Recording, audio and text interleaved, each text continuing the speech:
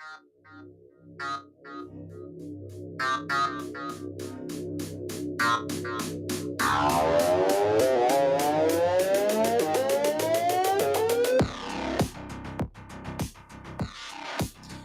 guys, welcome in to cancelthisshow.com. 8 o'clock on a Friday, April 7th. Happy Friday, the start of the weekend. We're here to ready to get you going on this Friday. Full house. I'm Vic Faust.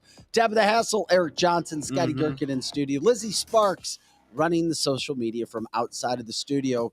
Lots to get into today. It is a Conspiracy Theory Friday, Paranormal Friday, Spiritual Friday, all of that going on. It's also Good Friday in Holy Week.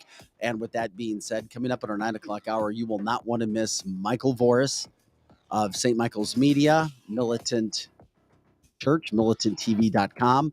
We're going to break down the incredible miracles that are happening all over the place that have happened with saints over the years. The Shroud of Turin as well, the science behind miracles as well, which is fascinating. The blood of Jesus too, and how it has been dissected and shown to be, well, I'll tell you what blood type it is too and why that's important. It's fascinating in the 9 o'clock hour. AI Friday is next week. If you guys are upset, contact Alex at Raising Sales Marketing because he has screwed us twice. Wow. He's our friend. You just threw him under the bus. No, it's called, I put him up on a pedestal. You did? I put him up on a pedestal for the world to see. I promoted his company. Now people are going to be doxing him and like going to his house. They need and to they're dox gonna be him. pissed. Damn. They need to dox him. Damn. We love Alex. And we also dox him. Anyway, so that's in the 9 o'clock hour. The first hour, we got all kinds of stuff to get to. We're going to get to it. From the Biden administration, still blaming Trump for the pullout, from our strategy map for Europe, U.S. NATO strategy map being released. Oh, yeah, it just got released somehow, some way. You've got to be kidding me. I'm pissed off that there's no Missouri betting. I mean, are you kidding me? There's betting in 36 states, but we can't get it done in Missouri. And three, well, I repeat, two Tennessee representatives expelled. And I actually hear people talking, some people, well, it's Democrats. These are just nice gentlemen. Well, they led a violent protest on the Capitol. Well, what's wrong with that? Gee, let's think back to January 6th, people. Anyway. Well, that's different because that was us, not that's them. Republicans. Yeah, that's right. Right. Yeah. Okay. Anyway, these guys got exactly what they deserved, but they'll be back in their positions, and we'll tell you why. 2 of 3 anyway. So with that being said, we'll get into all of it coming up. But first, take a look at our partners, the people that help make this responsible. This show, if you need any of their products, please contact them. Let them know you contacted them or heard about them on cancelthisshow.com. Feel free to go ahead and make a donation as well if you want to help what we've got going on here with free speech radio and podcasting and viewing, all that coming up. All right. Here's a look at our sponsors. We'll be right back in 2 minutes. And now it's here, the unveiling of the latest Carroll House lifestyle collections. I'm Brooke with my sister Amy, inviting you to see 3 football fields of the latest styles. Our new lifestyle collections are premium quality furniture made exclusively for us and available only at Carroll House. The attention to detail is unmatched, and so is the value, nearly half the price of a typical gallery store. Plus, get free financing, delivery, and in-home design. Carroll House, because you like nice things. Kathy O. Big Strick, owner of Experience Real Estate Partners with eXp, has been one of St. Louis, Missouri's highest selling groups for 26 years running. In that time, Kathy and her team have successfully assisted an incredible 4,000 families. So if you're thinking about buying, building, or selling, be sure to put Kathy's group and their experience to work for you, and you can expect to be moved. Just give her a call at 314-276-SOLD. That's 314-276-7653, or find her online at experience-re.com. Winty's in the Chesterfield Valley, if you don't know, is a family-owned business that has been around since 1994, serving some of the best chicken wings in town, no joke. Also known for their fresh burgers, pizza, and incredible smoked meat. Top-notch happy hour specials are included, plus live music every Friday and Saturday. Oh yeah, you can also enjoy their spacious heated covered patio. It's Winty's in the Chesterfield Valley, 18,000 Chesterfield Airport Road. As all of you may know, the home of the Cancel This studio is located at the all-inclusive private jet hangar Strategic Air Services. Founded in Chesterfield, Missouri, they take pride in offering a meticulous approach to private aviation through services that fully manage your trip from takeoff to landing. Strategic Air Services is more than just storage for your aircraft. They offer state-of-the-art amenities to its members and guests. When you are not traveling, you have the luxury of enjoying their world-class gym, conference rooms, lounges, and so much more. Strategic Air Services offers an unparalleled luxury experience for all things private aviation. If you're looking for a new place to call home for your aircraft, give them a call today at 636-400-7601. Again, that's 636-400-7601, or visit their website at strategicairservices.net.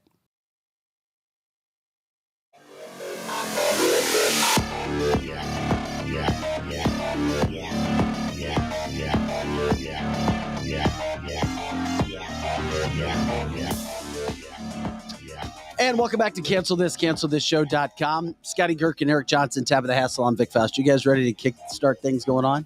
Yeah, but I'm confused. This is not AI Friday anymore. I thought it was going to be AI talk. Is that why you're here? Yeah, early? we got to be here for real. Why do you think Why you're here early? I was. Well, the problem is on our whole text line yesterday. I know you kind of jump in and jump out. I don't even jump in anymore. Alex from Raising Sales kind of canceled it on us because he couldn't make it, and he's going to be a big part of it. So, That's all right. Yeah. It's fine. I can talk about it. You can leave and come back at 8:30 if you want. Or 9 o'clock these days. Tabitha. Eric comes in and he's the microwave. He gets us cooking. With that being said, Eric, just go through the show topics. You'll see. Go take a nap. Come back later. We got a lot to get into today, especially during the... Tabitha looks spicy today, doesn't I she? was happy to see you this morning. She looks spicy. I love having you in this video. No, you don't. Yes, I do. She doesn't. It was a lie. That was a lie. No, I really I love it. do. I love Never it. once have I said, let's fire Eric. She gets to talk more. Anyway, cancelthisshow.com. Let's fire Eric. Cancelthisshow.com. I got No, I swear I never have. I have a love Eric. golden parachute waiting. I love Eric. Eric doesn't need us. He has a mansion on the hill in Wentzville. Yeah. Hey, guys, thank you for getting this show up to where we are right now. But please continue to share, like the show, subscribe, do whatever you can with that. Eric, could you do me a favor? Yes, I can. I failed you this morning. Right. You were here so early. I forgot to even turn your light on. Don't worry about my light. I am the light. It is fire you I seek. need your light, or I'm going to have to get up and turn your damn He light. actually looks pretty good. I look fantastic, just like this. Okay, we'll leave him. Look at my little. Can we little let people decide? Orange, my orange fox is just popping. What right is now. that? I don't even know. It's some kind of fox. No, I like it. It's a transformer Is it? fox. That's a transformer. I don't know. No, the wall light. No, wall light. Oh, the wall light. light. The wall. Oh, the blue thing. Yeah, All right. It's important. It's a branding thing, I guess. You don't need Yes, lights. that's what. Yeah. Thank you, Scotty. What Tabitha? That's your pretty blue light you like. Come I know. on. I love the blue lights. It's all about Tabitha's pretty blue light. Yeah. You know what that does look like, Tabitha? It is, or Eric, the Punisher mask. Robert's right on your shirt. Oh, okay. Yeah, that Movie The does make Punisher. sense. I just saw Dungeons and Dragons the other day, last night, or 2 nights ago. It was good. Oh gosh. And it's kind of like there's a lot of faces like this in that movie. Sounds like devilish to me. I love that. Eric, you have color. Damn, dude, you look good with color. Go on. You don't look like Antifa or Revcom. Go on. It's a Friday. We're going to have some fun, but we got some spicy topics. Speaking of looking spicy.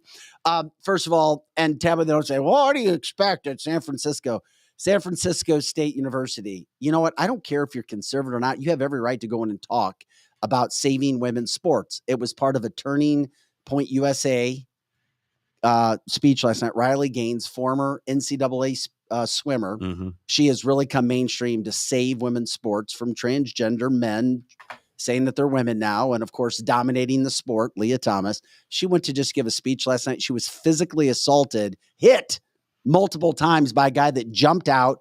I say a guy. She said it was a guy in a dress saying he was transgender, punching her. Mm-hmm. They had to exit her to a room, barricade her in because other people were waiting to hurt her because she was trying to, quote, have a speech on how men becoming women and swimming is killing the sport.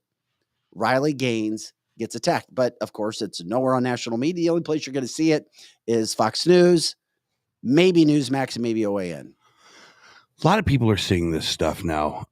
There's going to come a day when you go to a WNBA game and it's going to be basically the JV squad of the guys that couldn't get in the NBA. That's exactly what it's going to be. That's what Tabitha said. It's already pretty much there. It's because gonna that's be- exactly what's happening now. The men who can't win in their own sport, they have to decide to be girls. And in the Biden administration, Eric, did you know that they are fighting hard to protect the rights of transgenders in sports, despite the fact that we say there are so few of them, and perhaps more in the future? Yeah. They're getting ready to pass a law that says, now not in competitive sports, but in school sports, in school sports, schools, if you're a public school in the United States, you're going to have to allow trans kids to play in the sport that they identify, not competitively. Yeah, that's okay. That's the key, because the states, the individual states are already putting up laws where you can't. Not competitively. Yeah. And there that's just isn't that's the anything key, wrong. though. It's not going to keep probably anyone out of scholarships because they're not going to allow it for competitions. But as far as sports, yes. I'm telling you right now, I don't know what transgendered is. Is transgender where you actually have to go and get your wiener whacked off? Do you have to do that to be in a woman's sport? No. Okay, then that's the problem. Leah Thomas. That's the problem. This was the problem with Leah Thomas as she was undergoing the surgery or blockers that you have. Essentially, the hormone blockers was that one of the swimmers said that Leah pulled out her junk in the locker room after a meet. Dude, I'm telling you right now. I'm sorry. It's 2 years ago, Vic Faust looked at me like I had worms coming out of my nose. He always does. But I go, Vic, the opportunity for a male sprinter or a male track and field star or a male basketball player or a male, lingerie football star, or whatever it's going to be, is coming. And if you think that these guys don't see the ability to get a scholarship to UCLA as a male being a tennis player, let's say they can play tennis halfway decent, but they can't beat any guys. Do you think that they're not thinking about trying out for the women's tennis squad at UCLA getting a scholarship? Are you out of your mind? I would. Maybe I'm out of my mind unless they were already thinking about being. No. Something was inside them where they were questioning. But that's why they're not going to force the law on competitive sports for exactly that reason. In California, they will. Well, in Michigan, they will. In certain states. In New York, they will. In certain states, you're right. Yes, in New Hampshire, but the federal government will not. So maybe you won't be able to do it at Mizzou. But you don't think that there's a bunch of guys already gearing up to go up to New York State or Massachusetts or to California or to Seattle, Washington, where they are going to be running track and field events, Eric, and they are going to be annihilating women, annihilating them. There are guys out there right now wearing their high heels and practicing their dance moves to win the Miss America pageant, win the Miss USA pageant. Oh, I didn't even think about that. So yes, men are dominating. A transgender winner. Dude, I'm telling you right now, but you want to. What about women's rights? Can I be a little morbid? Can I be a little bit morbid? Can I be a little morbid here? I would totally go buy a ticket to see a transgendered, all male, female WNBA game. Wait a minute. What do you mean all male, female? I'm getting confused. Well, then that would be like a circus. What were they born trying to say? I would pay good money to go to the freak show of seeing all men play as a female basketball team against an actual female basketball team. Does that make sense? It does, but let's say the Seattle Reign or whoever is, I don't even know what the NBA teams are anymore, the WNBA teams. But if there was a WNBA team that had 5 girls on the court, 5 transgendered ladies, whatever you want to call them, I don't even know how to do it, but 5 against a complement of real females, I would love to see that. I don't know. Is that being morbid? Is that bad to say? No. Well, it's like the Barnum and Bailey circus. It's like the Globetrotters versus the Washington Generals. Well, Riley came out and said, quote, "The prisoners are running the asylum at San Francisco State University. I was ambushed and physically hit twice by a man. Yeah. This is proof that women need sex protected spaces." That's one of her missions as well, is that if you are transgender, you have your own area, that you're not like Leah Thomas, who was said to have shown her junk to the other forget about that. in the locker room. She went on to say, still only further assures me I'm doing something right. When they want you silent, you speak louder. So she was attacked. Nothing Riley Gaines has ever done has been violent, shouting in anybody's face. She's just showing up to speak at an event. And you have, unfortunately, this political issue that has, and yes, it's a political issue. Unfortunately, it's a Democratic political issue right now. And unfortunately, that's what we're talking about. Tab is like, oh my God, another day of training. Well, no, what I would like to talk about, being the only female on in here today, is that. Can you prove that? I can. Okay. Is you want to go out in the lobby? No, absolutely not. Thank you. But go ahead. I'm sorry. As the only female in the room, what about women's rights? What about the fact that women fought so hard to play in competitive sports, fought so hard to get into the Olympics, fought so hard to gain? Look at these women, real women who work so hard. People make fun of beauty pageants, but those women, they work their entire lives. Well, you know what women are becoming? You know what women are becoming? White women. They're becoming the new white man. They're becoming the oppressed. Well, the rights we fought so hard for are being completely trampled on. 1970s, you've come a long way, baby. Virginia Slim feminism is dead. Where are all the feminists? Who brought up the pageant? Was that you? Me. Well, there was a trans woman crowned Miss San Francisco. There was. That's why I brought it up. Okay, of course there was. And there have been. I'm just telling you. But in every pageant these days, there are trans men. Being women and beating women in the pageants, beating women at sports, the things that women fought. I mean, don't we have anything of our own men anymore? Are better? Yes. Apparently they are. Men are better at being women than women are? That's what it sounds like. I mean, Eric, this person's name is Lace. Lace? Uh-huh. Is there a picture?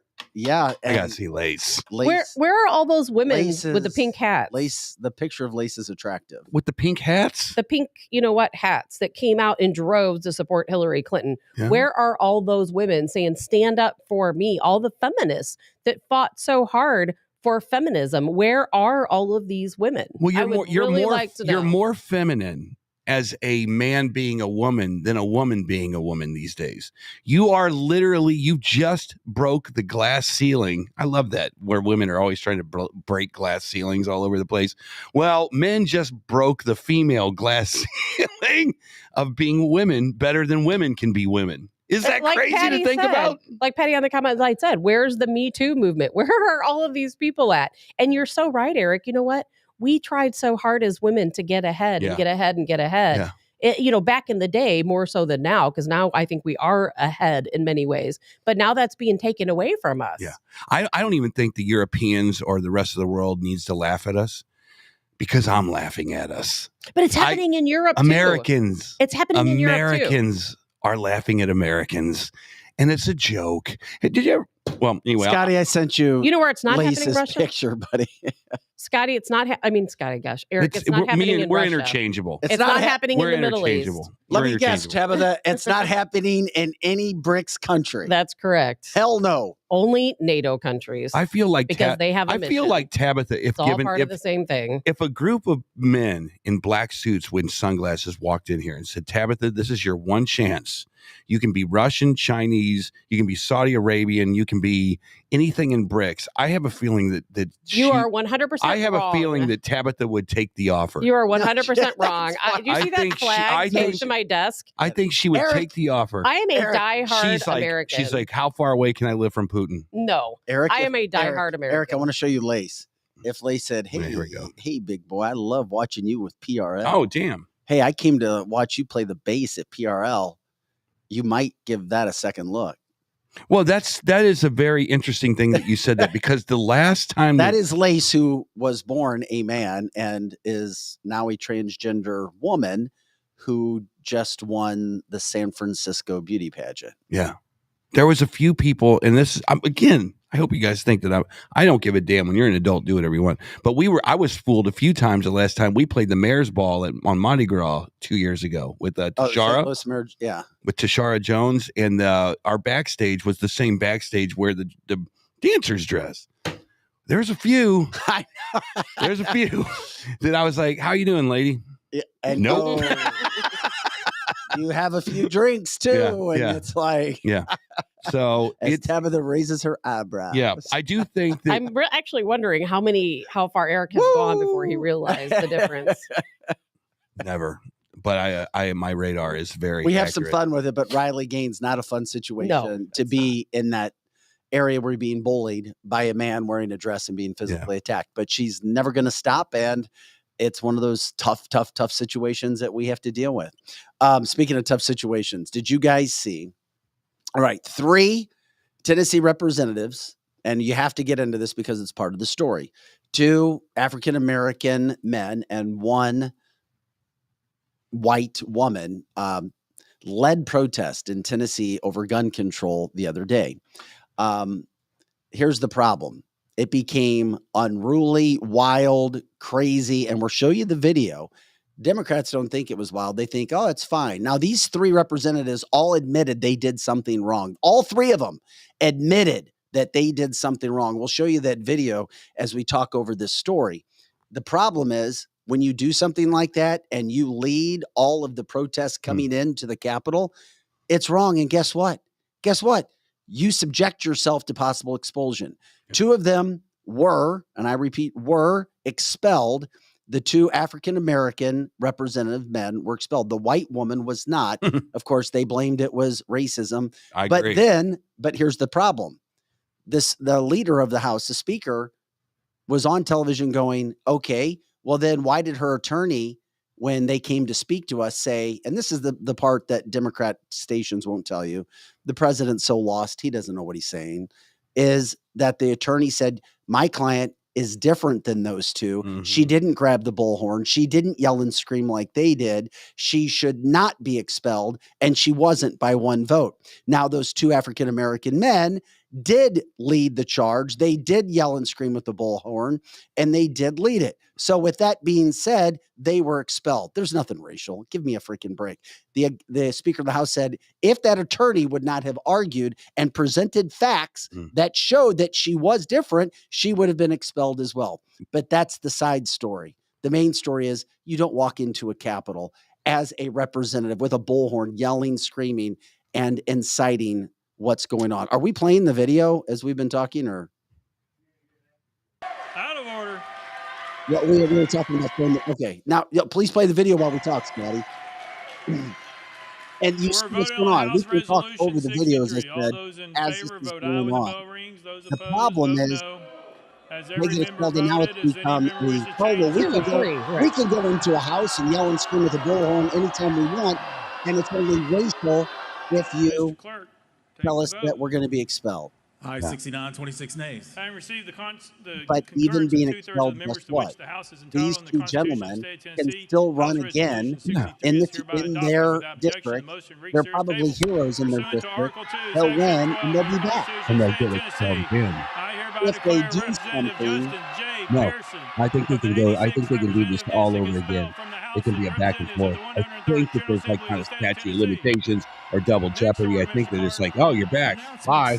Well, why isn't it like Abe says on the comment line? They are insurrectionists and need solitary confinement. I'll tell you why. Why won't they be treated just like the January 6ers? I'll tell you why. I'll tell you exactly why. You know the answer. Well, of course I know the answer. The answer is because that you didn't see Rachel Maddow, you didn't see Chris Cuomo, and there's no one that has used the word insurrection. The insurrection in Tennessee gets you a long way. If you're a Democrat, you use that word, you put a committee together, and boom, it is what it is. It's exactly the same thing. Well, you're only as an January 6th. if you're a conservative. They basically shut down speech on the floor of the House in Tennessee. These guys that went through the lack of decorum, the rules of the House. And Scotty, let's show that other video. And decorum is all you have in these rules, and decorum is that's the first thing you need to worry about. Does this look right here, this video that we show you, does this look like this is peaceful? No. And watch, when the video goes, these state troopers are doing their best to hold back these people who are allegedly peaceful protesters.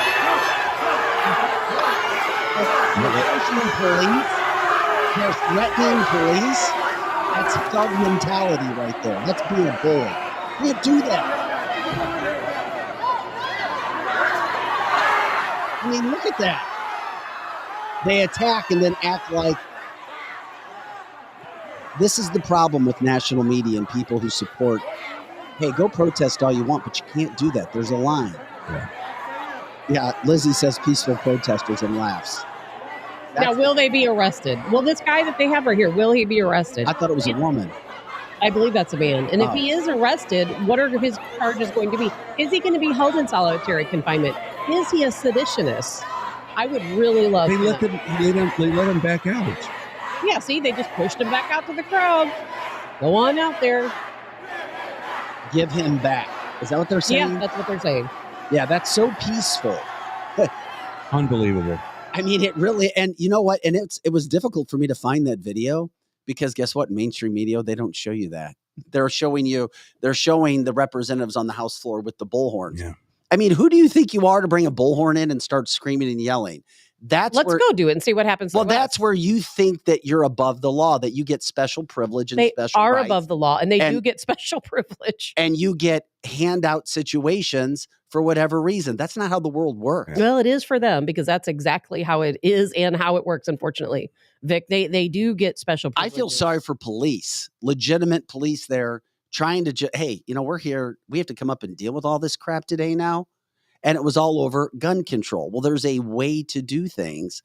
And then now today, Tennessee's, the Tennessee, they're just a bunch of racist men because the Tennessee House is dominated by conservatives. So they took a vote and it was overwhelming to expel these two. And the white woman who's 60 years old, she's not helping. She had to go too. I'm sorry, you guys. She's not helping. You guys sucked it up in Tennessee with keeping her on because she was just as much a part of it.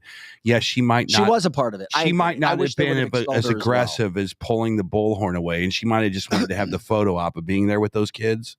But she was just as much a part of it as those other two. And I do think it's unfair that they didn't axe her as well. They really should have. Someone needs to make a video and on one screen show the people on January 6th walking in a straight line. Oh, this is good. Through the Capitol building. Walking in a straight line, staying on the carpet, walking through the Capitol line, not even going on either side of the rope, and being escorted by police and ending up in prison in the DC Gitmo with sedition charges, some of them staying in prison for over a year, over a year in solitary confinement, and show this disaster right next to it. And that says everything we need to know. It's a war, dude. It is. One side thinks it's in a war, and the other side doesn't. War. It is one side doesn't realize it's in a war. Oh, I think all sides do. The Republicans don't realize they're in a war. They think that they're like, oh my God, these guys are rowdy. I have to disagree with you on that. I think most people, maybe people who don't watch the news or know what's going on or care what's going on, but this is definitely a war. It may not be a violent war, but it is a war. It's violent, all right. It's violent. You're seeing these cities go down paths when they have that are violent protests. war-ish. Yes, you're seeing protesters go in and destroy 7-Elevens with Molotov cocktails, and then you're seeing it's like you own a house. And the wasps want to take over your house, and you don't really exactly. It's like, man, there's a lot of wasps around here. The Democrats are the wasps. They are trying to sting your ass. They're trying to get at you. But the homeowner's like, man, they're just little wasps until a lot of them come at your ass. Well, they're doing and a lot of them are coming at their ass. Job. So as of right now, only one side thinks it's in a war. I can't agree with you on that. I think we are in a battle of all battles for the White House. I really do. Republicans don't see it that way. When a Republican puts his soccer balls in the bag and puts it in the back of the minivan, they don't think they're in a war. But we are in a war. Eric, it's a great point. I do think Republicans get it now, but when the national media is controlled by Democrats and liberal people who are leading those newsrooms, and you're getting PAC money, and I'm sorry, these are facts, you're getting PAC money that has millions of dollars being pumped in by not just George Soros groups, but other groups as well. That money comes in and then it dictates what's being said, what's being shown. And of course, the White House, this administration, the worst administration the country has ever seen, proved to me it's not. Not one good thing is going on in our country. And if there's one, that might be it. And I don't even know what that is. But they are the epitome of denying. They are the epitome of, we're going to do what Al-Qaeda does. We're going to do things that are bad, illegal, dirty, and we're going to blame you for doing it. Those are tactics from the Middle East. Oh, they just did it for Afghanistan. And yesterday. That's exactly where I was leading into. Exactly right. Oh, John Kirby. We did a great job in Afghanistan.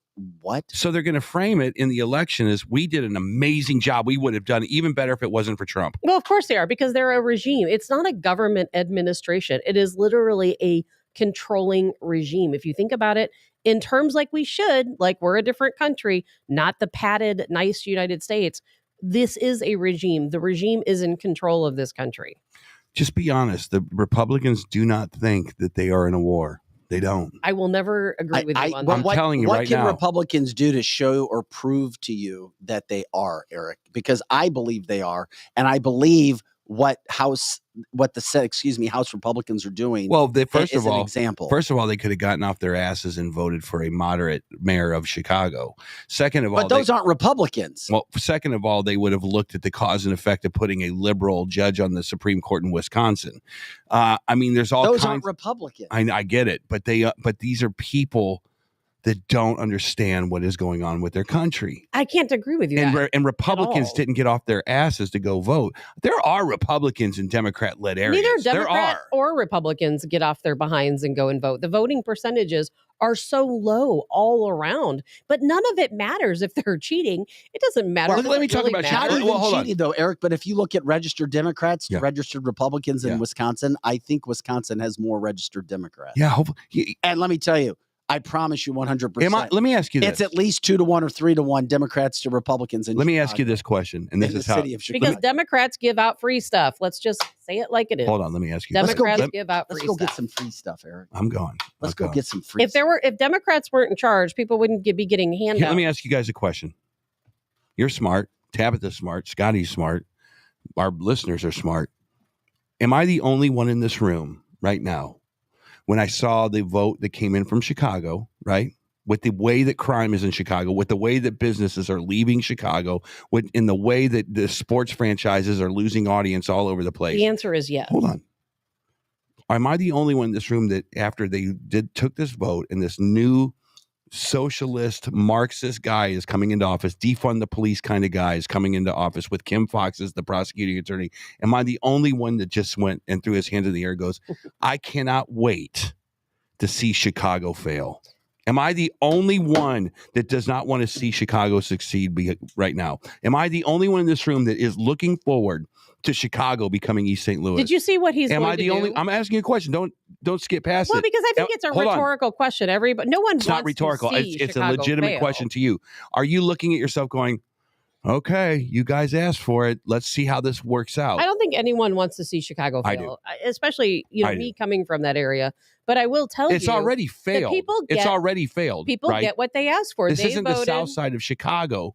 This is all over the place now. They voted for this guy. He won. Well, guess what he's going to do now? One of his first actions. Am I the only one in this room that wants to see the consequences of this vote? But I want to explain something to you, Eric. What's going to happen is one of his first actions is literally he's going to tax wealthy Chicagoans so he can take that tax and give it to the poorer people, the lower income people. Okay, let me stop. He said let me stop. yesterday. Let me stop. Let me back up. Am I the only one that understands what cause and effect is in this room? We all understand what cause and effect is. It doesn't matter if Chicago none of this fails. matters. If I understand cause and effect and we already know what's going to happen, you have all these Fortune 500s, then you're going to have the Fortune 1000s, then you're going to have the Fortune 5000s. They're all going to go by. Did you expect and then anything you're going to have different then you're to going to happen? have then you will have no tax base. Did you expect anything different to happen? This was always going to happen. Democrats will continue to vote Democrat, Eric. Yes. I don't think you're right. I don't think you're right. What have you seen Yes, today? they will. You're right to date. I just think, okay, let me tell you a little Eric, analogy. They don't care Eric, if their it's a city human goes nature. into the It's drain. a pride effect. And there are so many people, educated and uneducated, in St. Louis. Let me tell you a little They're analogy. not going to change. And you have our government who's out putting the propaganda out. Here you go. We did a great job in Afghanistan. Here you go. We're happy. We're very happy. We brought out 124,000 people. Did you? Oh, I didn't see people falling from airplanes or burning to death in planes, and all the people who helped us being killed once we left. Did you know that you can go a mile faster than you can go an eighth of a mile? You've said something like this before. Did you know that if given the choice? But how does this change a Democrat's? If given the choice, you can go a mile faster than you can go an eighth of a mile, right? And it's an analogy. So the reason I'm saying that is if you take time, if you have to go 1/8 of a mile, you will walk it, won't you? You'll be like, you know what? I'm not going to get in my car. I'm not going to go get my keys. I'm not going to waste the gas. I'm just going to walk the 1/8 of a mile. Walking an 1/8 of a mile takes you about 5 minutes. If you have to go a mile, if you have to go 1 mile, you can get there in about 45 seconds in your car. So you're going to jump in the car. So you can get most people will go a mile faster than they'll go 1/8 of a mile. My point is this. If we can blow these cities up and people, and they're already starting to see this, like the killing we can't get into local crime again. It's not. What are you talking work. about? That's what we're talking about here. No. If you see these people you just had that high tech guy get killed out in San Francisco. There was a backlash. There were Democrats on camera, influencers saying San Francisco is officially a S show. Yeah. So what does it mean? It means that the faster that these cities. So when's a Republican going to be elected? Never. I disagree. Never. It'll never happen. I disagree. I think it's 3-1 Democrats to Republicans and the registered Democrats to Republicans in the state of California. I'm saying that Eric, that I want these cities to fail faster so that the good people of Chicago go, we have made a bad choice. It'll never happen, Eric. And I realize you don't listen to me, but please listen to this. Please listen. Democrats. So you're hoping Chicago fails? No. Democrats? No, I don't want it to fail either. I know it's going to fail. Well, I'm trying to say something, but I guess I'm not going to get to say it. Go ahead, Tab. Please, for the love of God, can I just say something? What if I said no? For Chicago, Democrat voters want free stuff. And I'm sorry, but they do. They want free stuff. They don't want to have to renew their license plate tags. They don't want to have to pay their registration fees each year. They don't want to have to pay for vehicle insurance. And then they vote for people like this guy. What is it? Brandon Johnson, who is more progressive than Lori Lightfoot. Because he's going to defund police. He's already said he's going to. The first day in office, he is going to tax the wealthy to give to the poor. And people are going to continue to vote for that. It will never stop. The cycle will never end. So you're saying you want this social experiment to fail? I'm not saying I want it to fail. That's not what I'm hearing. I don't want it to fail, but it's going You don't want it to. I would move there. If you could cut crime down and you gave me free stuff, I would move there. Eric, but we all know what's going to happen. Eric, you're like that wishful, hopeful 12-year-old kid that's getting ready to go to the park. I know those lines aren't going to be long, and I'm going to have such a great time today. And I'm telling you, Eric, I love you, but it's not going to change. I don't understand how, because they don't get it, Eric. I feel like I'm on who's Democrats are not going to change to be Republicans. It's a pride issue that I talk about all the time here. Do you realize if Democrats would stop shooting people, gun violence would drop by like 95%? That's what Tabitha said. I just said that the other day. Here in the city of St. Louis, if it weren't for black on black crime, and this is not a racist statement. It's not a racist. It is literally a fact 100%. Because it's gang crime. It's gang crime. Here in the city of St. Louis, we are the murder capital of the country because of black on black crime, because of gang and drug crime. And guess what? If you took away the gang and drug crime, we would be one of the safest cities in the entire country. I don't even know how we got on Brandon Johnson. Because it all folds into each other. How? It all folds into each other. We were talking about the Afghanistan situation with the United States and the Democrats presenting this message that, hey, everything is great. We did a really good job. I don't want to even talk about Afghanistan. Everybody knows that the Biden administration screwed everything up, and they're trying to put a pin on Trump. What else do you want to say? That's what I was getting to. It's like, what else do you want to say? Are you kidding me? It's disgusting, and it's gross, and it shows partisanship at our executive level, and it's just disgusting. But Tabitha, do you think that's good for Trump? Once again, it shows that Democrats cannot get over Donald. No, they're setting up an argument so that when they have the debate, they're setting up an argument so when the TV ads come out, the Democrats will be able to say, look at what Trump did in Afghanistan. He would destroy him in a debate over that. Well, for people who actually know what happened, and unfortunately there's so few people who actually know the truth about what happened, they probably will blame it on Trump. I know Democrats blame it on Trump. And I'm not just talking about Democrat leaders, but Democrat people. But if we go back and we look at Afghanistan, Trump already had a plan in place for withdrawal. And he had a plan for a slow withdrawal, slowly taking out troops out of Afghanistan. But where the Biden administration messed up is that they were warned. They were warned by the president of, was it Ghani? Was that his name? Of Afghanistan, that, hey, we have a problem here where the Taliban are taking control. They've invited terrorists from all across the country, all across the Middle East, to come here to Afghanistan, and we're all fleeing. And guess what Biden did? Nothing.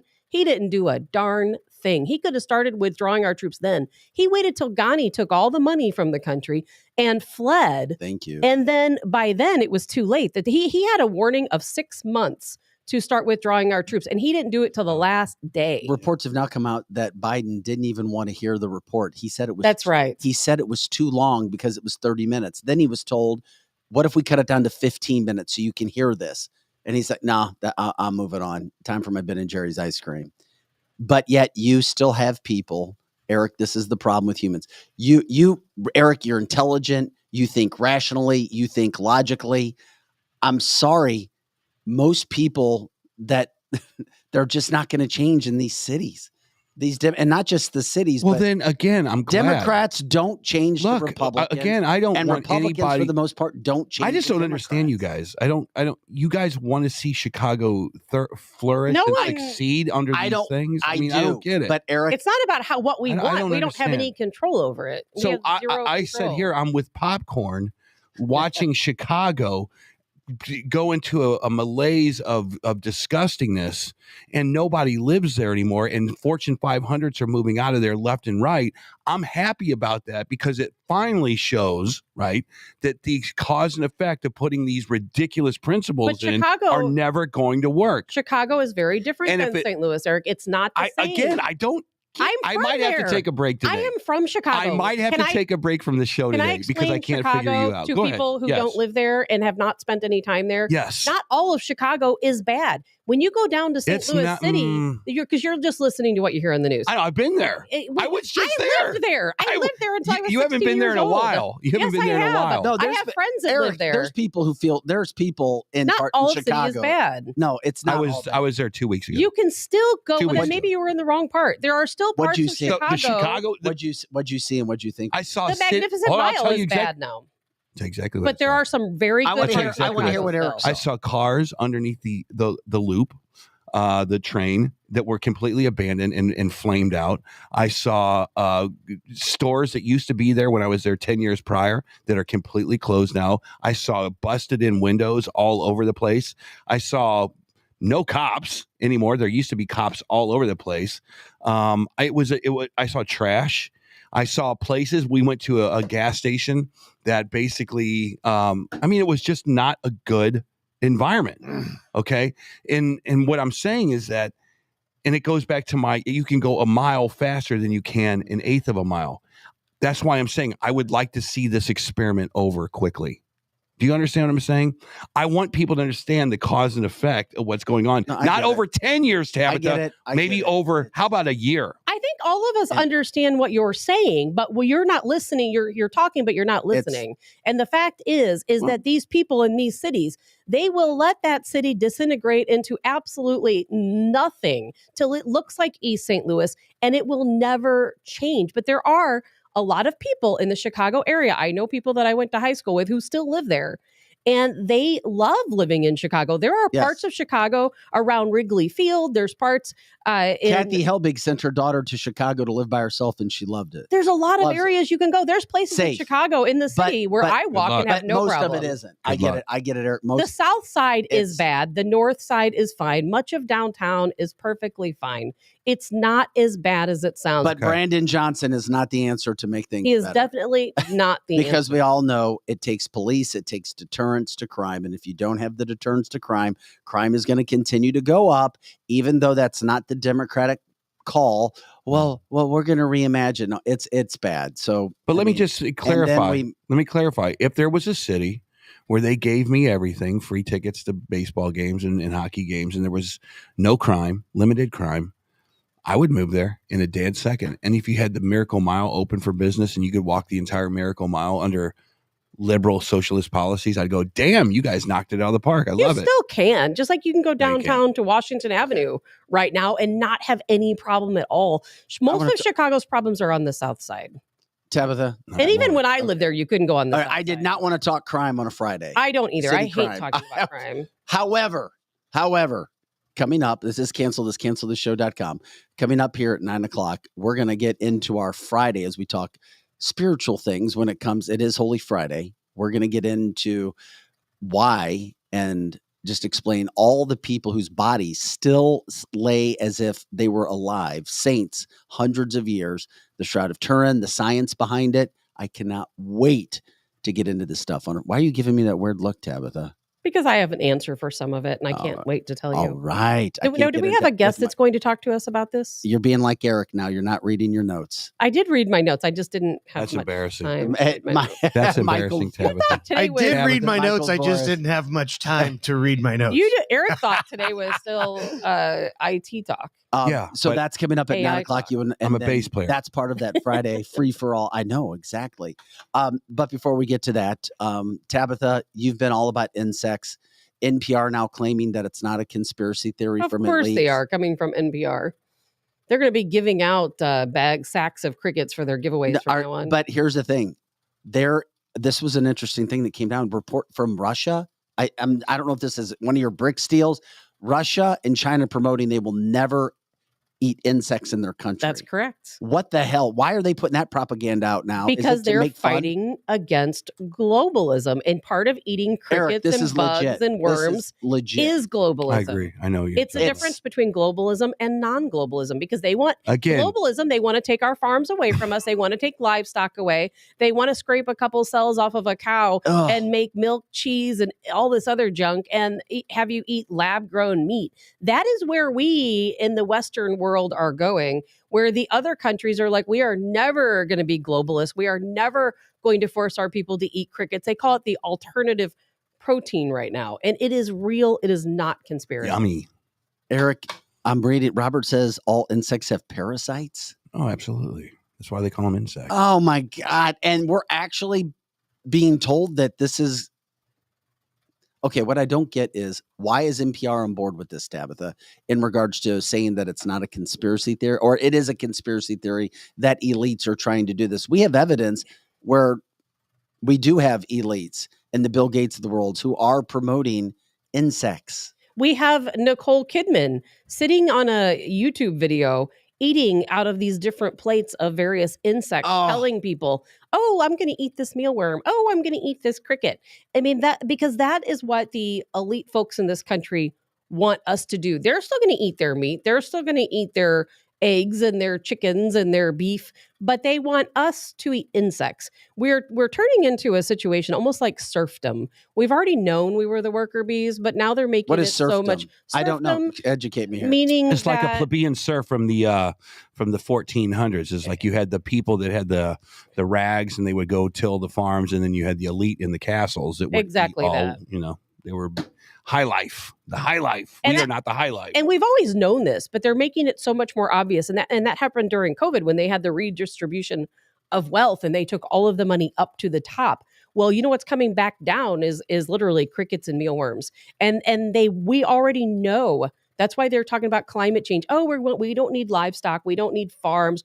We're going to take ranchers away from their land so that they cannot ranch And their Jamie land. Dimon the other day from the good people over there at Capital One are saying we might have to use eminent domain to take away land from. Well, they private want to owners. take land. They started with many years ago, actually. Many years ago, they started to take land away from generational farmers and ranchers.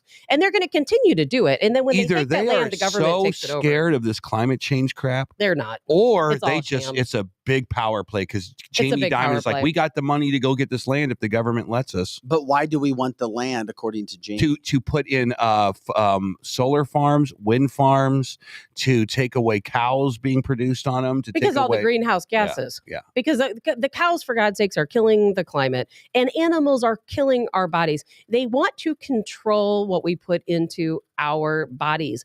And that is what globalism is all about. And that's exactly why China and Russia I can are see coming the out against picture it. coming together now. They are brainwashing these little kid soldiers, saying Good point. we've got your back, so that in 20 years they'll be able to slip the high protein roach steak on your plate at Outback Steakhouse, and they'll be like, "This is what we were talking about. We're saving the planet." And these are the people that they're actually targeting, the transgendered kids, the kids that they're trying to, what do you call it, groom or whatever? Well, they're whatever you call it. brainwashing, but they're trying to. I know you guys thought They're not looking at us. They're not looking at Tabitha to go have a beautiful cricket French fry. That's not what they're looking at the kids. And they're going to promote this, and they're going to say this will not only be better for you, but now you can save the planet. Well, that's where they're I was telling you guys the other day, and I know you guys looked at me like I had 10 heads.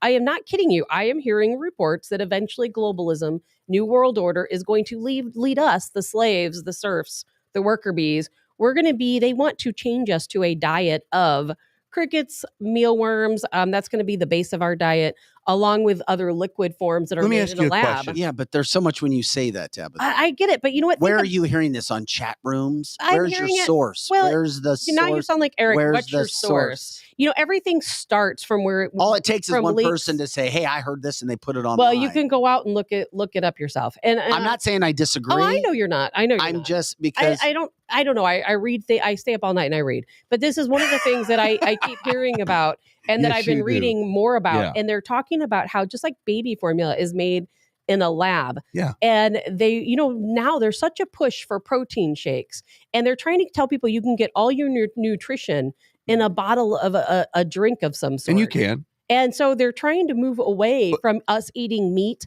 and all of these other let me say foods this. that we normally eat and into lab grown. Yeah, nobody meat, wants to lab eat grown drinks. green cricket, that's for sure. But I will say this. They can make a point saying whatever they engineer as food.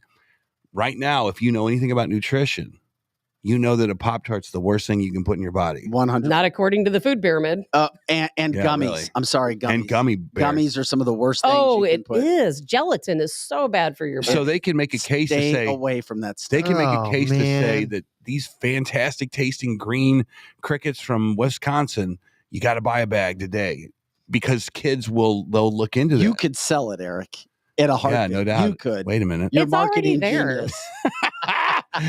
So it's already on packages. That's so People have true. to start looking Damn at it. packages because bugs are already starting to get put into your food as fillers and other Kachava. things. John says it's Kachava. Look it up. That's correct. what is What the Kachava?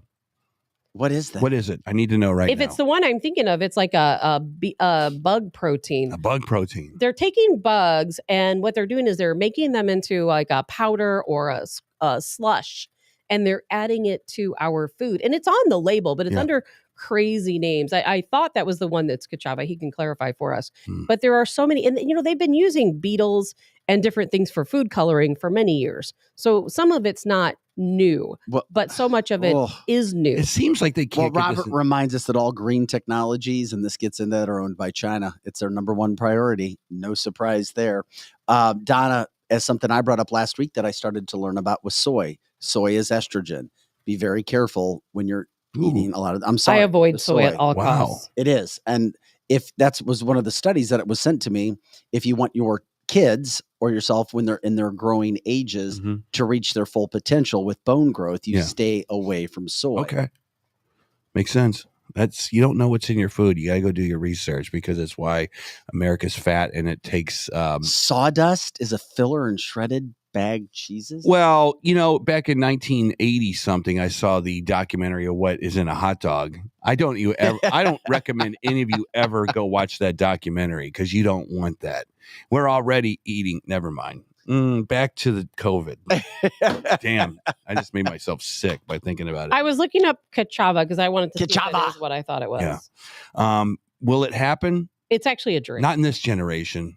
And you'll have a bunch of 60-year-olds, 70-year-olds kicking and screaming all the way to the Ruth's Chris Steakhouse. But I'm telling you right now, after seeing that there's no decorum in our state capitals anymore. This generation thinks they are entitled to everything. There's going to be a TikTok video saying how these crickets are the most nutritious thing on the planet and they taste great. And it will start a trend amongst the younger people to only eat not salads, but these crickets or whatever it is that they're selling.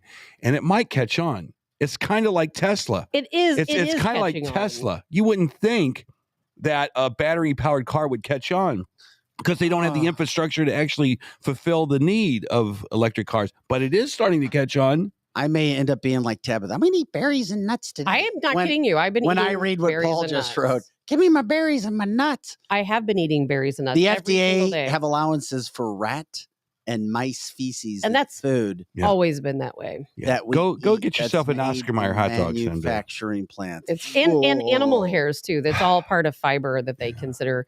And that's why people shouldn't Oh eat my what they God. call ultra processed food Okay. because it has those options. Airball.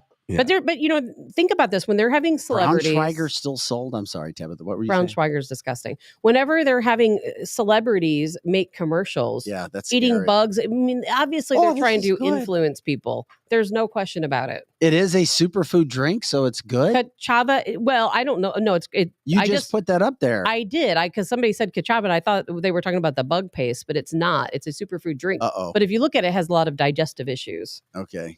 I thought you were going to get into the I word, which we don't see. No. The eye paste. Not. Hey, we're going to that's take. paste. All right, we'll take a quick break. It's time for a quick break to get to our advertisers or sponsors. Please check them out.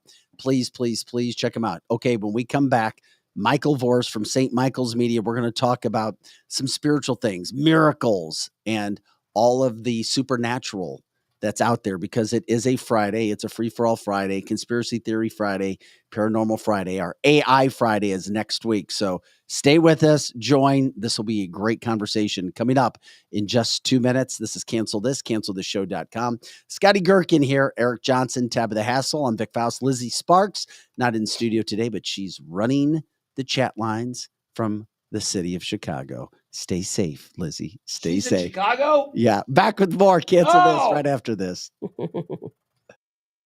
This is Dr. Mahesh Bhagway. I'm an orthopedic surgeon here in St. Louis for over the last 20 years. I went to Washington University. I got my medical degree at St. Louis University. From local high school athletes, college athletes, weekend warriors, injured workers, and even Cardinal baseball players, I've treated them all. Our practice strives to personalize care with every new patient being seen by me. To find me, contact my staff at drbagwe.com. That's DRBAGWE.com. Hopefully you don't need me, but if you do, you can find me now. White Glove Exotic Services is St. Louis's first concierge vehicle service center. Alex David's team is passionate, certified technicians. They have industry-leading tools and equipment. They do it all. They pick up and deliver your car, hands-free. Plus, they have elite detailing service, customized PPF wraps and tinting, and inspection and titling assistance. White Glove also specializes in logistics and storing options, vehicle listings, and consignment. White Glove Exotic Services. Check them out at cancelthisshow.com. Marco, wait, what? No response? Hi, I'm Curtis Sparks with Complete Auto Body and Repair, offering full service and auto repair to St. Louis and St. Charles. We are looking for someone to say polo. That's right, we are hiring. We want you now. If you would like to work in a well-paying environment, then you owe it to yourself to stop by one of our 6 Complete Auto Body and Repair locations. Will you help me find that missing person? Please call me directly at 636-488-HIRE. That's right, 636-488-4473. Dad, and service. Oh yeah, and service. He fixes cars. Carroll House has the largest selection of solid wood with the hottest new styles. Real furniture that's built to last, like our solid bedrooms, living rooms, and dining from Kincaid. Our volume enables us to save you a lot of money, especially during solid wood sale. Plus, get free financing, fast free delivery, and free in-home design. So for solid wood, sweet styles, and solid service since 1964, shop over 3 football fields of furniture at Carroll House, because you like nice things.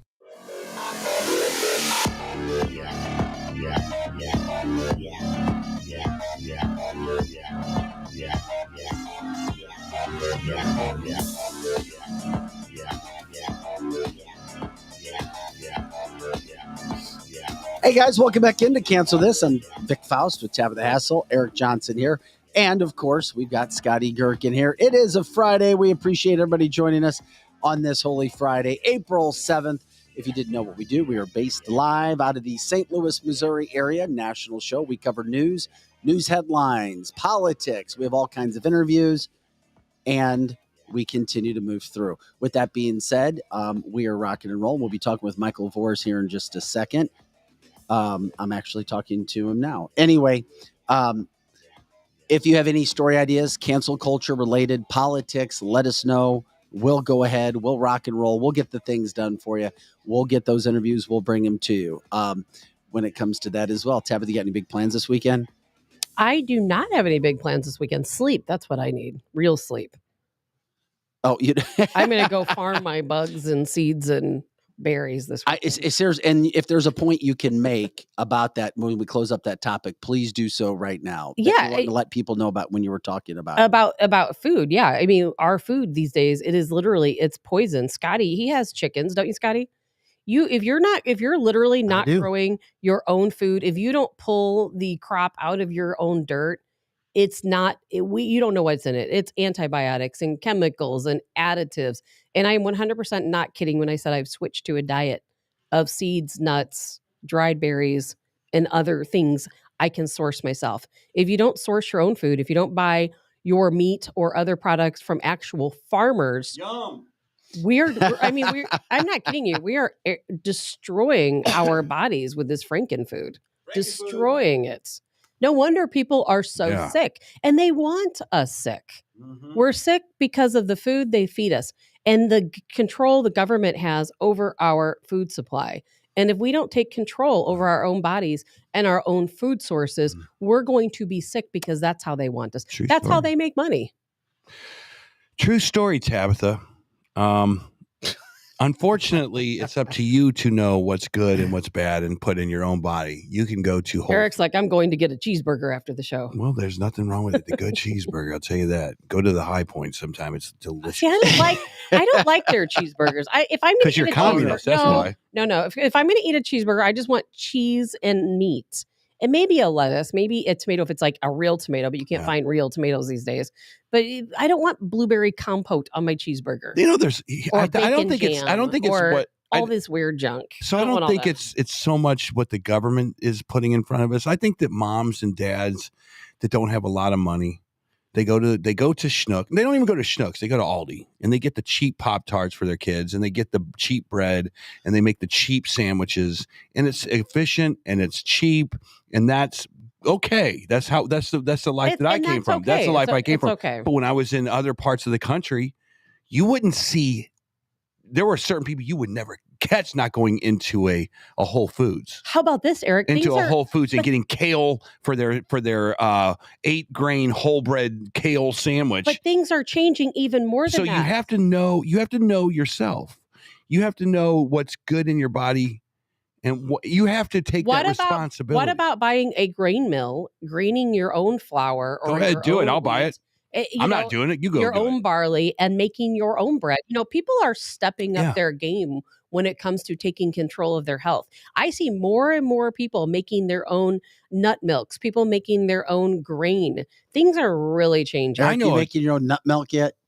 There's actually I just want to hear her say nut milk 3 times in a row. There's actually a machine out there called Nutter, and there you go. I'm not Please kidding. tell me you recorded that. I got it all. Oh yeah, it's like $200. I got it all. Nutter. I was waiting for her sound drop. No, it's phenomenal. You buy it, and you buy your own organic nuts, or you grow them, and you make your own. She said nut organic milk. Nutter. I'm ready to eat nuts and berries. I am. Hey, I'm on the same train. I mean, I'm sure Vic, you went through a phase of your life where you were looking at the ingredients and things. And I still more so now than ever. As I've gotten older. You'll buy something that's 180 calories and you'll choose it over something over 200 calories. I am so uneducated. I'm trying to learn. And all these, Eric, by the way, and many people are commenting about this on the comment line. They have really become a healthy store. They have aisles of healthy foods. Aldi's has aisles of healthy food. Okay, cool. That's the stable market for that. I love it. Cool. Hey guys, as we switch gears here, we now welcome in Michael Voris, the founder and president of St. Michael's Media, Church Militant, media enterprise established to address the serious erosion of the Catholic faith. He is S.T.B. That is a title that he has earned over the years. He went to the University of Notre Dame. Then, after graduating from the University of Notre Dame, he started St. Michael's Media. He received his Sacred Theology Bachelorette from the Pontifical University of St. Thomas Aquinas in Rome. And he speaks all over the world. He joined us on radio a few years ago as well. We thought it'd be great to talk to him about some of the miracles and just incredible things that have happened that we see that we take for granted, especially on this Holy Friday. Mike, welcome into Cancel This. We appreciate it. Thanks very much, Vic. Appreciate it. How you guys doing? Very good. Hey, first of all, tell everybody what you do and how they can find you, because what you have going on right now, and you are basically doing, I call it podcast and TV stuff, what we do now for years before anybody else. Now you have a worldwide following.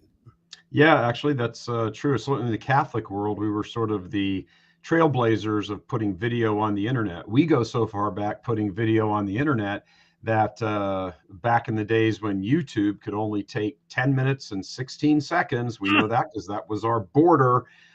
We used to chop up one of our shows we were airing on local television here in Detroit and reduce it down to exactly 10 minutes and 16 seconds. No one else in the Catholic world, and very, very few people who are baptized but not Catholic, were doing that. So yeah, we've been doing that since 2006. So it goes back quite a ways.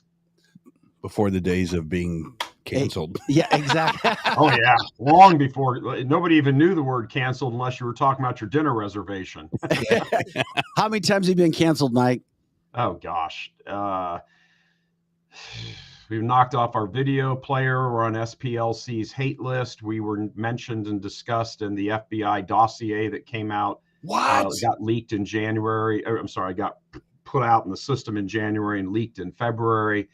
Yeah, we're all over the place. What was the FBI servers, everybody. What was the FBI even investigating with you guys? Their report was that traditional Catholics, which I guess I'd kind of object to the term, there's traditional versus, well, I mean, faithful Catholics pose a threat of domestic terrorism and violence in overthrowing the government. What? Yeah, oh my gosh.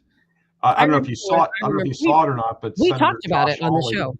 Wow. Senator Josh Hawley from Missouri actually grilled Merrick Garland, Attorney General. Oh, we did run that, Tabitha. You're right. Yeah, that report is what all of that was about. Oh, wow. Wow, that is impressive. All right. I know we were talking about we take it as a badge of honor. I know you want to talk about miracles and stuff, but this is fascinating. I should have assumed that you guys were a part of that. Of course you should have. Hey, we were calling this bunch communists long before. Candace Owen just put up a thing and said today or yesterday, put up a tweet and said, it's time for us to start calling them what they are. They're communists.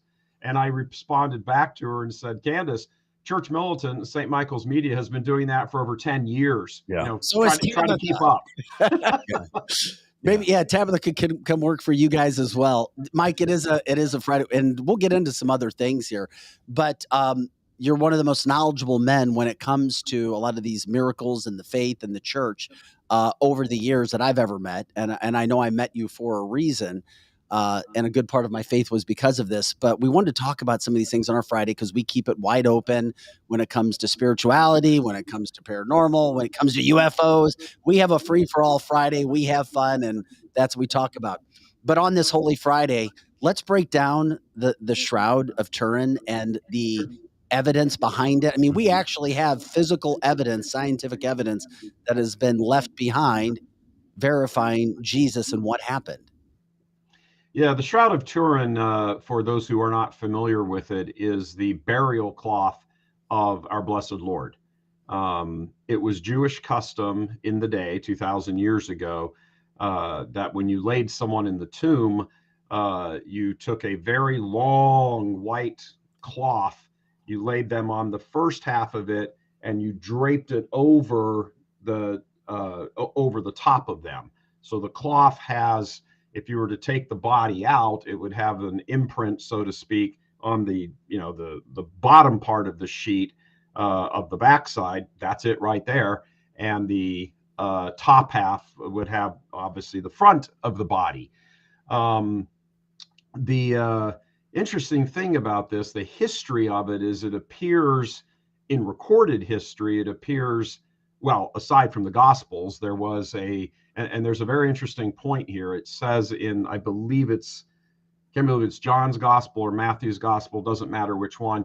It says that when they went into the tomb, when Mary Magdalene raced to the apostles and said, hey, I've seen the Lord. And Peter and John went running there. Peter goes into the tomb.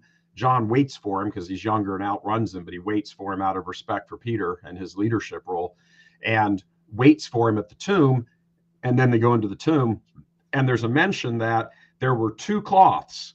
One was wrapped up and put at the one end, and a smaller cloth was wrapped up and put on the other end.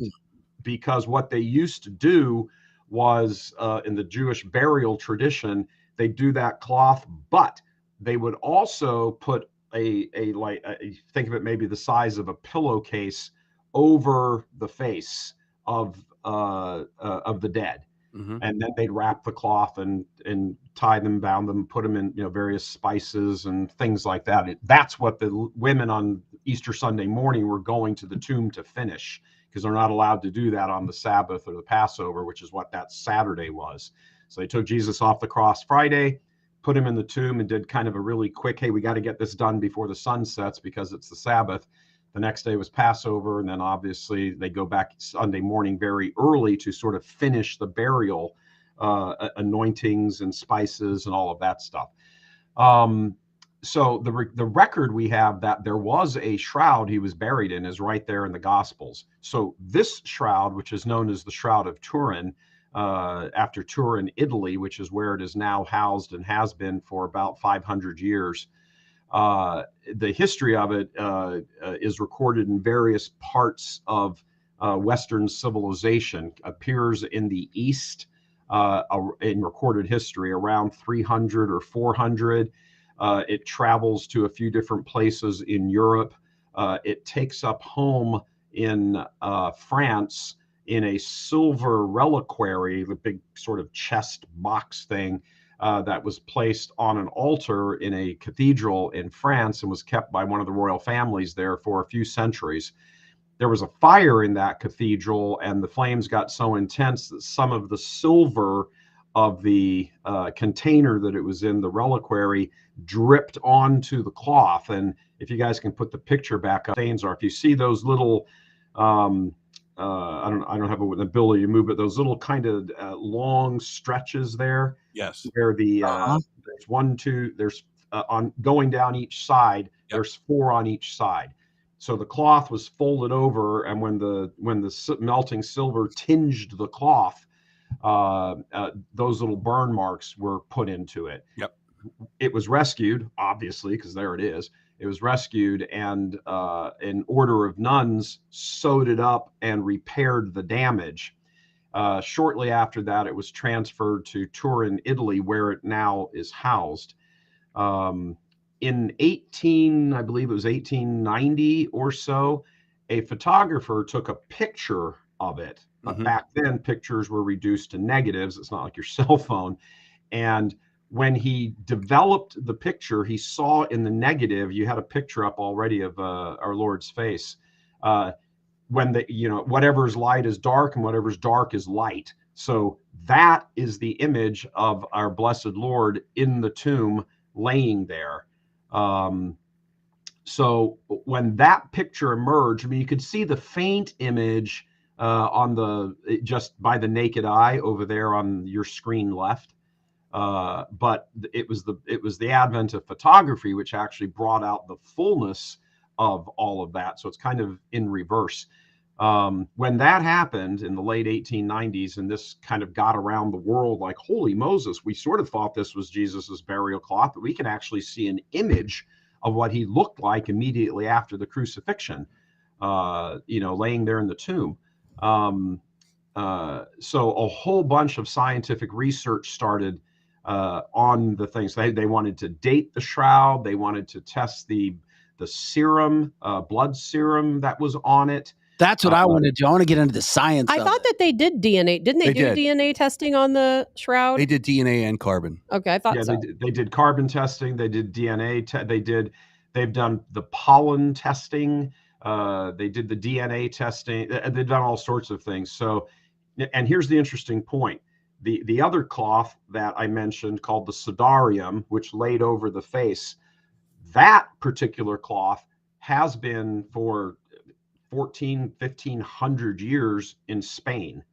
That was always known. This is the cloth that laid over the face of Jesus in the tomb. And that, obviously back in the, first millennia and up until even recently, they weren't able to do DNA testing. So they were actually able to do DNA testing on the blood on both of those cloths, those linens. They both came back AB positive, which is the universal blood donor part. So anybody can have AB blood transfused into them. It is the universal blood, which certainly on a scientific level is very interesting that those two cloths match up like that. Theological, spiritual level, that the blood of Christ can be united to any single individual on earth who so wants that transfusion, is quite a moving thing. It's that science and faith kind of blending together thing, and you won't find that any more than here. I'll let you guys ask questions and things in a second. Just the one last thing, the image on the shroud. The question is, how did that image get on the shroud? That's been the baffling question. Yeah. Because the image is only on the very, it's linen, and the image is only on the very top surface. It doesn't go all the way through. It's only on the very top surface of those threads, those linen threads. And the latest scientific research says that the amount of energy that would have blasted forth to create that image, like an instant singe. You've seen those pictures, for example, of the atomic bombs having dropped in Hiroshima and Nagasaki, and that the intensity of the blast was so intense that while the people were vaporized, their shadows were burned onto the ground. Right. Well, that doesn't even begin to match this. The image, the amount of energy released, there is no way, nothing. We have no technology on Earth that could make that amount of energy in that quick thing. Wow. Something like 300 gigatons. So fascinating. Gigawatts of energy, which is essentially a little bit hotter than the sun. So what you actually have, in theory, that's not even the most, the moment that he died, in theory, would have been the most energy. Well, because there was no decompensation, if the body had decomposed, I'm trying to say, it would leave something like that. But the body didn't decompose because obviously he rose. So it had to have caused something like that. Is it okay? Is it okay? What that picture is on the shroud? Because do you guys have a picture of the full negative, or do you just have the face of the negative? No, we had it up. I just had those two pictures. We did have it up. Okay, put up the face again, and let me point something out to you. Notice the way his hair is falling. Okay. If you're laying down flat, your hair falls back. Yeah. His hair is straight forward. Okay. As a matter of fact, so are his feet. His feet are hanging like this. Dead man's feet are like this when you're laying down. They kind of lay at an angle. His feet are like this. On that, buddy? Say it again.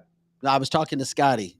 Oh, you didn't hear it. We've been waiting. Can you pop the picture back up? He asked you to pop the picture back up. Okay, so the face. The feet are down.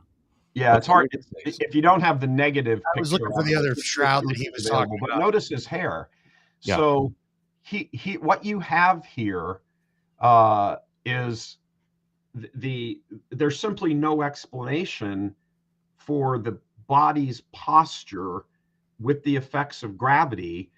What you have is that our Lord rose and stood up with the shroud still on him, and then at the moment of his resurrection, this tremendous energy greater than is emitted from the sun blasted onto that.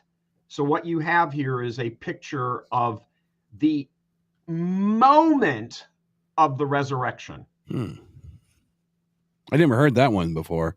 That's interesting. Especially with the science. Yeah. Everything. Yeah. And the science backs all this up. The science is so important, especially we have to have faith. Obviously, if you're a Christian, you have faith. but to have the signs. Explain the feet then. You were about to explain the feet. Yeah, if somebody is dangling you, let's say you're just sort of dangling in midair, and well, how are your feet going to be? Your feet aren't going to be. Your feet will be hanging like that. It will be perpendicular to the ground, right? Correct. Yeah, everything there is exactly as. So the body's laying there. Here's the head. It comes up. Yes. And then, bam. And at that point, because now he has a glorified body, he can simply pass through, like he passed through the walls when he was going to see the apostles up in the upper room a few hours later. He would simply pass through that shroud. And the angels are the ones who took it and wrapped it up and put the head covering over on the one end and wrapped the shroud up and put it on the other. It is quite the moment of Easter, like just shock for this. It makes sense. Let me ask you this. So the shroud, what was the history of the first person to have found that shroud to actually put it in a safe enough place to where it's accessible to us today? Where did the shroud go from the first person that found it in the tomb? Well, I think it's probably very reasonable to conclude the apostles took it. The apostles or Mary Magdalene, that first very small, tiny group of Christians there, the people who had, witnessed the crucifixion and been followers of our Lord in Capernaum and Galilee and Jerusalem and everything else, they would have been the ones who would have secured the shroud. They also secured the Sudarium. Remember, these are Jews. They understand the significance of this entire burial thing. They're the ones who did it. Joseph of Arimathea is, a good Jew. It was his tomb. They understood. There's a very intense ritual around the burying of the dead. You have to be in the ground before sunset. Many Jews today even still practice that. You'll sit Shiva, which we would call awake, after the burial. Yeah. It's just part of the importance of the burial, the importance of the body, and it being properly taken care of. In the Catholic faith, that's called a corporal work of mercy. There are 7 of them. The last one is care for the dead, because the body was created by God and given to the person to be a composite. We're not just some soul in some random body. Yeah. This is me. That is you. Everybody listening, that is you. It's part of you. It's amazing to think that with the technology that we have today, we were able to get this AI, is just weeks away from being able to put a 3D version of this shroud. And basically there actually was a 3D version of the body already made. Interestingly enough, it was the United States Air Force Academy.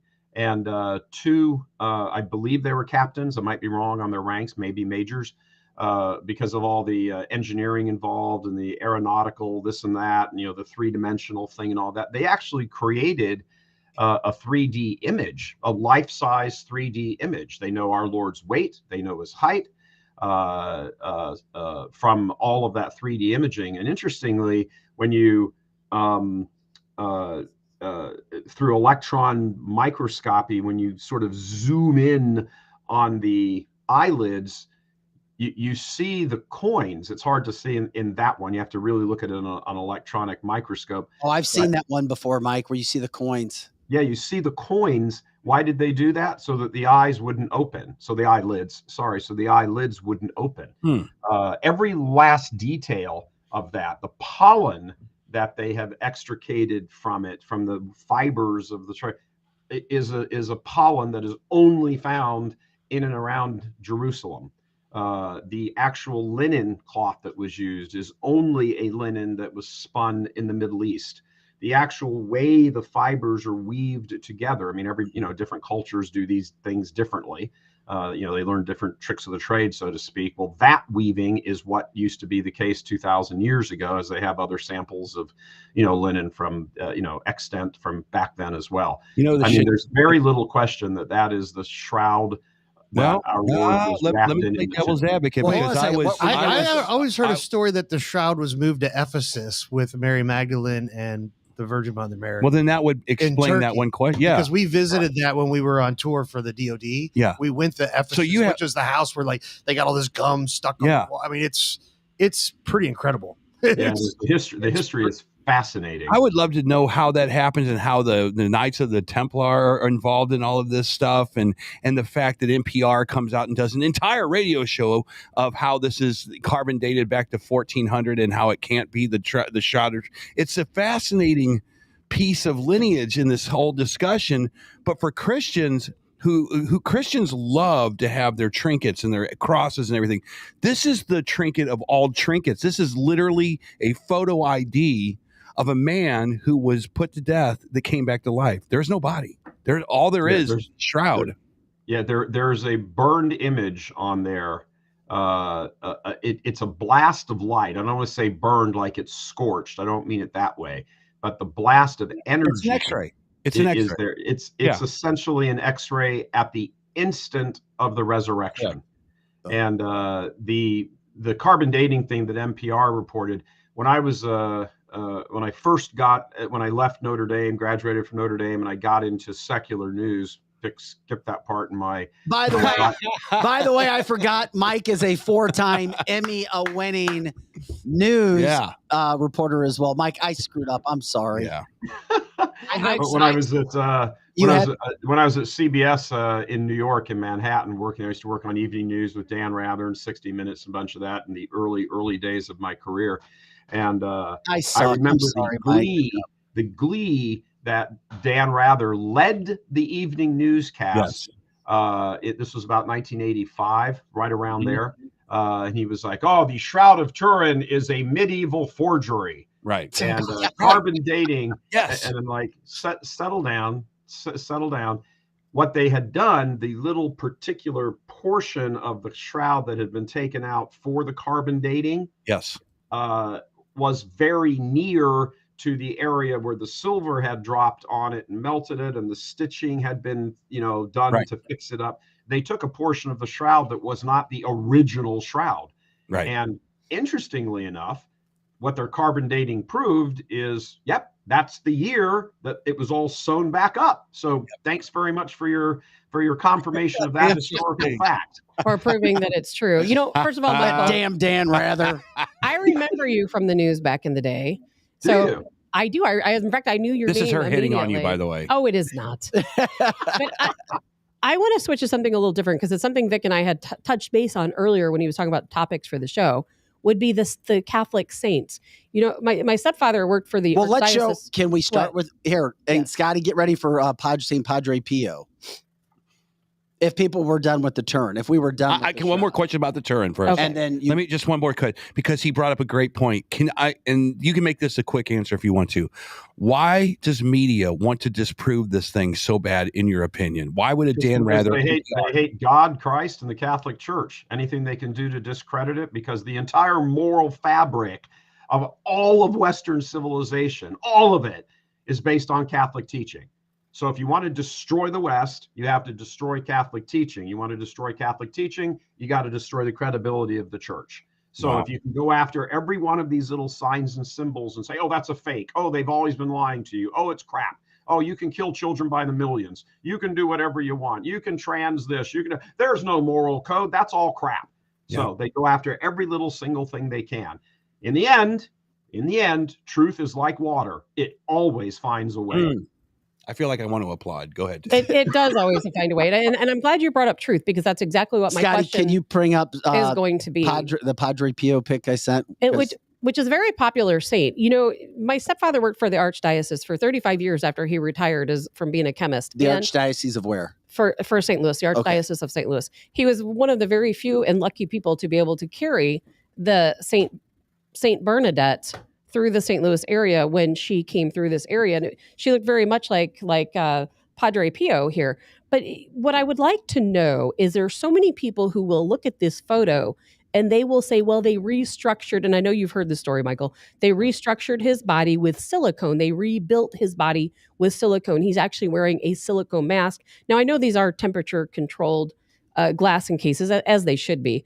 But what do you have to say about when people say, well, their body is not really preserved? it's really just silicone and a face mask. Well, first of all, explain. There's several saints all around the world whose bodies, if you can explain that first, Yes. Mike, before you answer the science question.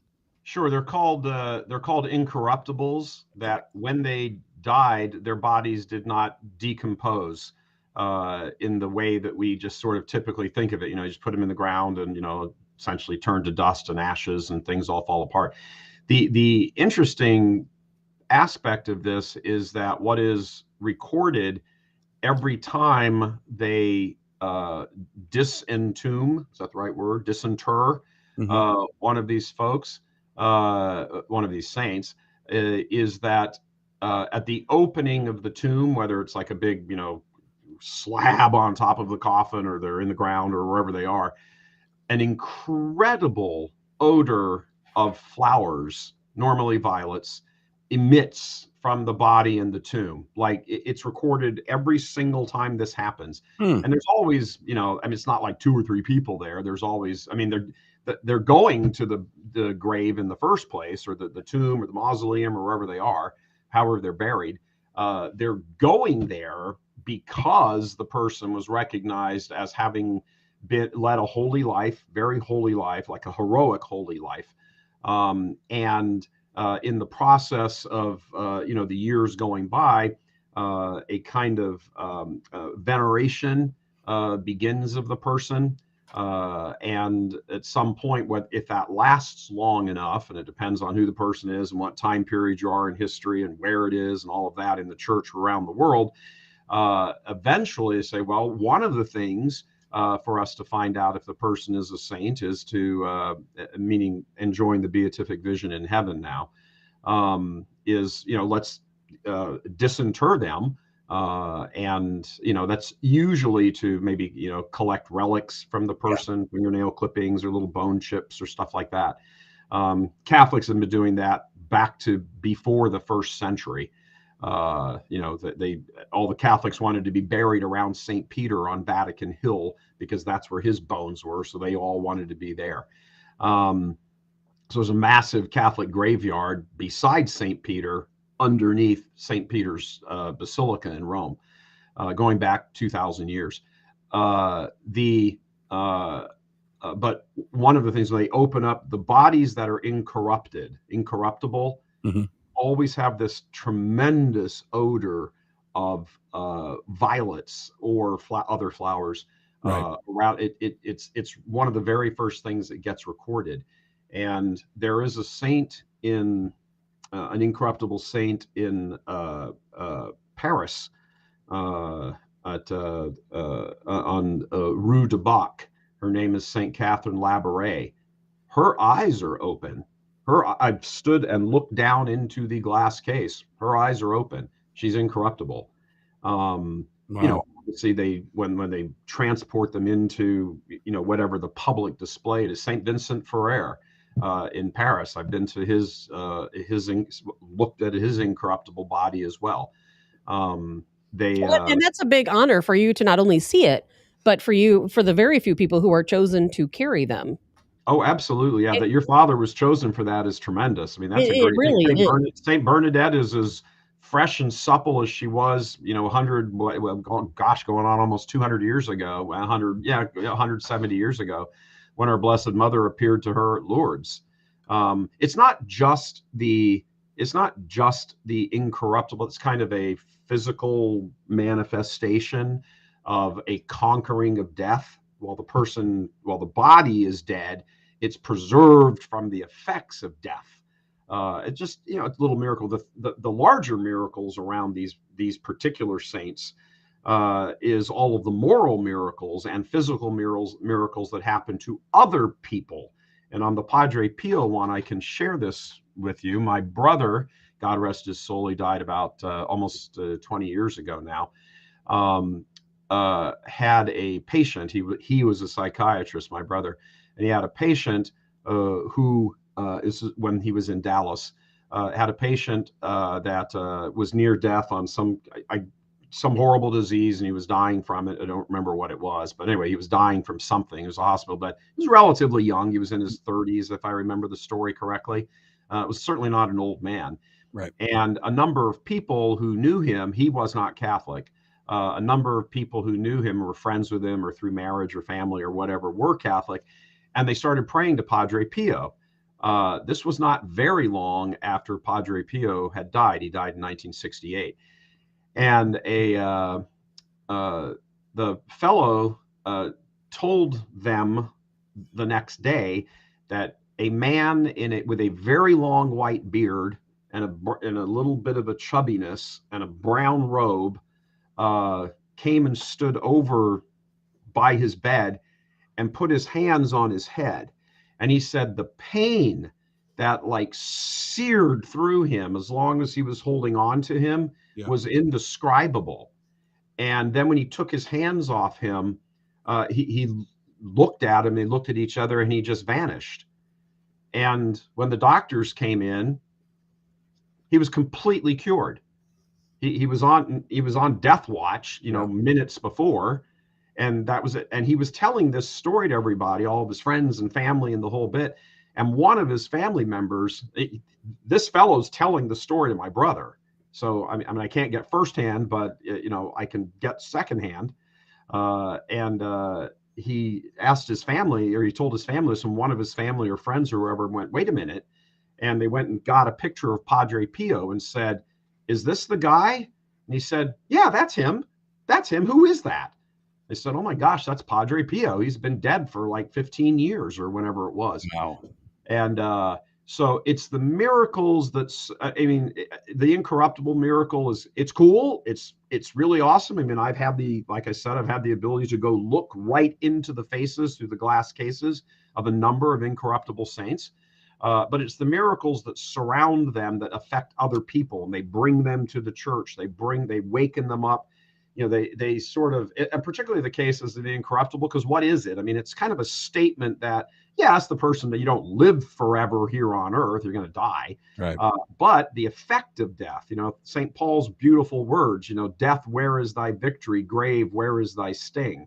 That this is kind of a little appetizer that, the person's not here right now, at least not in the way they were, but death couldn't even do all of its horror to their body.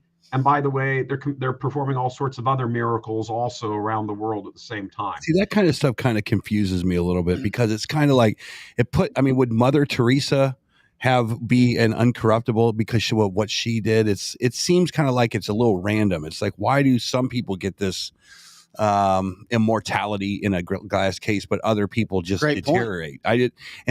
For people, I'm not a Catholic, I'm Christian and I'm a believer, but the iconology of the religion, I love it and it's fascinating, but I always have a question at the end of all of this stuff. I guess you could say, I mean, that's a good question. As our Lord said, the Spirit blows where it will. Right. This one, not that one. I mean, there were various people that our Lord walked right past and didn't cure. He could have, he's God. He could have just, gone cure and had the whole entire crowd be cured immediately. So what you're saying is that God might be using this one just to kind of give you a, hey, look, I'm here. But there was something special about Padre Pio. He had the ability to know what people were thinking, to know what was going to happen to them. Some people might call it a psychic. Yeah. Not to mention the stigmata. And I mean, most importantly, it was the stigmata. He was the first recorded instance in all of church history of the stigmata, which is bearing in your own flesh the wounds of Christ, that they emerge in you and you suffer the pains. And on Good Fridays, interestingly, so you were on Good Friday, Padre Pio suffered intensely. They were witnessed by the wounds, the bleeding through the wounds. All of this stuff was witnessed, by hundreds and hundreds of people all the time. Whenever he would say mass, and he used to wear fingerless gloves. But when he hold up the host and hold up the chalice at mass, you could see the blood stains like swelling on the gloves that he was wearing. The first instance in all of church history where somebody actually suffered the stigmata that we know of was St. Francis. And that was only 1,200 years, 1230, 1240. He was praying with his hands outstretched in front of a crucifix, and the stigmata developed on him from the crucifix. Yeah. So why didn't our Lord, give the honor of the stigmata to somebody else in the Scotty, I sent you a church's picture. history for 1,200 years before that? Yeah. Who knows? Yeah, it's fascinating. The Catholic. Why doesn't this stuff happen in other denominations? Things. If you don't hear about these stigmatas and these things in the Methodist religion. You don't hear about them so much in the Independent Church of Harvester. And we're not trying to. And I'm not change this trust into me, debating religion. No. I'm just wondering because it's Catholics. It's very important. It is. There you go. There's a great shot of that. But that's what Mike was just describing with Padre Pio. Yeah, that's amazing. He's saying mass right there, and since he's wearing rose-colored vestments, that's either Gaudete Sunday or Laudate Sunday. So that's happening either during Advent or Lent. Wow, that's amazing. That is absolutely amazing. No, I guess getting back to my question is, why is this not so important in other denominations of the Christian religion? Well, it doesn't really happen. That's the point. There's no emphasis on it because it doesn't really happen. Right. You could, I don't want to start a war. No, you won't. Why it doesn't happen. It's Good Friday. You won't. Well, Eric, that's the same as why in the Catholic Church they speak out so much about exorcisms. They have the new film coming out, Pope's Exorcist, and the Catholic Church actually wanted to bless 200,000 crosses to hand out at the premieres of that film. And I mean, it's I'm not a practicing Catholic, but I was raised Catholic. And, there's a lot of things that happen within the Catholic Church that are completely unexplainable. Mm-hmm. Yeah. I mean, what is the purpose of the church? There is obviously a human dimension to it, unfortunately, and it fails miserably. I report on that all the time. But there is also the divine dimension to the church, which is what preserves it at its heart. Humans screw up. Peter denied our Lord. I mean, you can go through this forever. If you were to list the failings and the sins of the people of the church, you wouldn't have enough gigabytes to be able to do it. Yeah. But there is this divine dimension to the church. And when our Lord established the church, he called it my church. And it's something very intimate to him. It's his bride. That's why when you move over to the Apocalypse, St. John's Apocalypse, near the end, chapter 21, you hear, and I saw the new Jerusalem coming down from heaven as a bride adorned for her groom. St. Paul likens the relationship between husband and wife to the relationship between Christ and his church. What God has joined together, let no man put asunder. Yeah. So there is this intimate relationship. When God speaks of the love he has for his people, the intimacy he has for his people, he speaks of it in two major areas. One, he talks about it as marriage, and two, he talks about it as parent to child. You don't get any more basic, more intimate relationships than that. And while obviously some marriages have their whatevers and all of that, it is you almost never hear of the breaking of the bond of the love of a parent for a child. It's so intimate. It's so united. Even if the child rejects it, even all the stuff, all kinds of stuff can happen in human failings. Mm-hmm. But God is the one who established that. I mean, we are born from our mothers. Our fathers, provide the seed. I mean, there's this moment of creation where God infuses the soul, and the mom and dad give the material. God gives the immaterial. We give the material. And that's why all these sins of sexual nature are all of them, homosexuality, adultery, fornication, hookup, all of it is smashing God back in the face. That is a sacred power that we have, that even the angels don't possess that power. And we do, because God loves us that much. What do you think of this new pope? What do you think of this new pope kind of getting on the bandwagon of all of this transsexual? It's satanic. I mean, but what? But he's and thank you, Mike, for calling it out. And that's the one thing Mike has done. Mike's a human like the rest of us, but here's the thing: there are issues in every church. There have been nasty issues in people, and not just the Catholic Church and Catholic priests. If you go through and go back in time, that's human nature. You will find it in every faith. And the Catholic Church was pushed out because you had priests who weren't allowed to marry. Mike is one guy. I don't know if anybody else who was doing what you were doing. Mike has been calling this out for 20, 30 years and being, and there were some people I watched, I witnessed it. I talked to an archbishop. They wanted to hide it. They wanted to hide it. I was trying to talk on Mike's behalf. They wanted to hide some of the stuff. So Mike, thank you for calling out the bad stuff that happens because it is evil. And he just said there would be gigabytes of things that he could talk about. So you're saying that this pope is evil? I'm just from a. Did you say he's evil? I mean, I'm squaring. It's like no answer. Eric, that's a great question. I'm squaring everything. I'm trying to from a non-Catholic perspective because I do the Catholic because Church. Anything that comes out of the Vatican, you listen to. You go, okay, well, I guess homosexuality, marriage, man on man marriage is okay, and this transsexual thing is okay. I mean, if it is evil, does that make the Pope evil? ? No, here's the question, or the underlying point of all of this. That certainly from the Catholic Church's perspective, there have been ebbs and flows. Like we're 2,000 years old. At the very outset, the apostles were doing nothing except arguing amongst themselves. I mean, look, the Gospels do not paint a favorable picture of the apostles. Mm-hmm. After the resurrection and the ascension, well, then they seem to get their act together because of Pentecost. But prior to that, these are just a bunch of selfish, self-centered, they're arguing with each other who's the most important. James and John's mother goes up to Jesus and says, oh, those other 10 guys, they're really nice and all that and everything, but can my 2 sons have the power? I mean, this is a self-centered group that didn't understand anything. They really didn't. They loved Jesus. They knew something was different here, but they couldn't understand it. Right. And that's why they all fled in the garden. Despite once he stick with you on Holy Thursday night, up in the upper room. Died we'll die with you.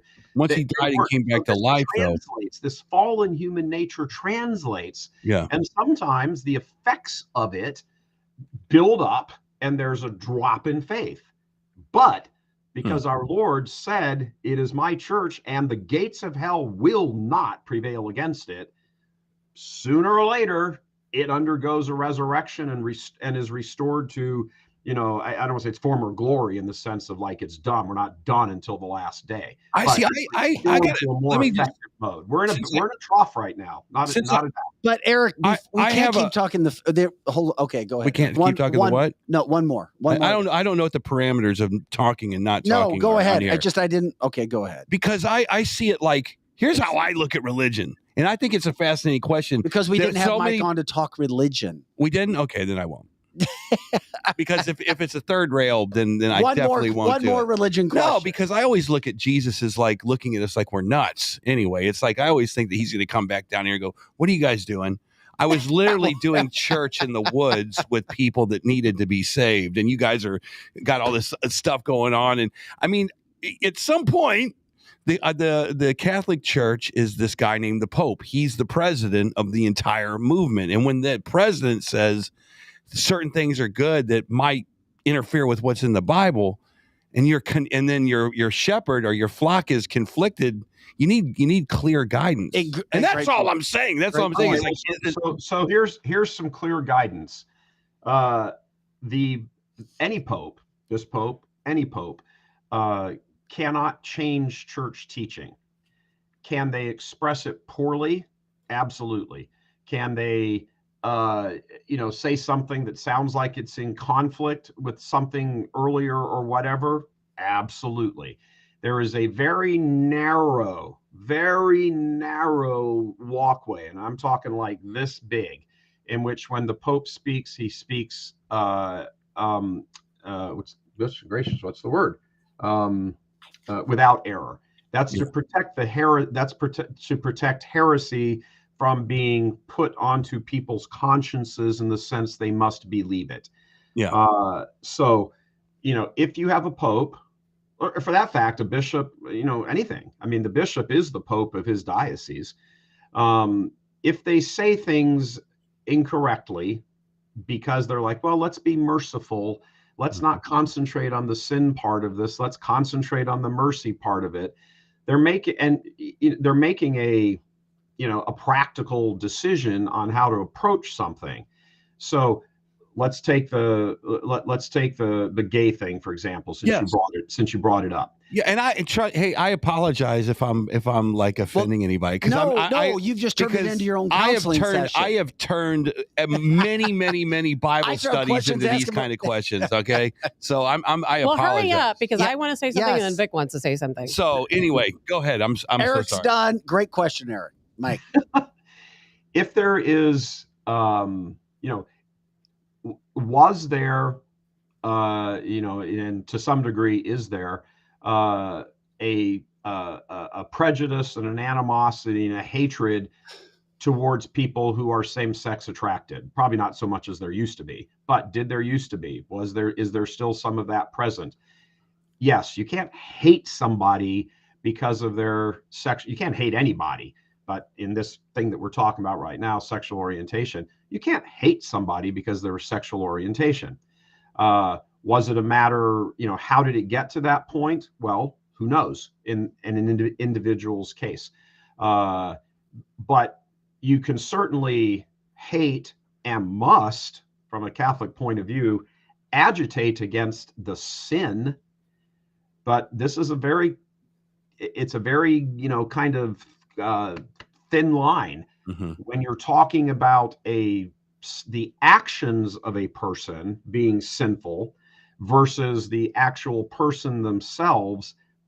That line sometimes disappears with everything. Yeah. So how do you extend mercy to a person, charity to a person who is engaged in a sinful life? How best to speak to them? That is a judgment call. Might it be said in a wrong way that might confuse one side or the other? Absolutely. Of course it will. And when you're in a hypersensitive culture of, oh my gosh, I'm so offended. Yeah.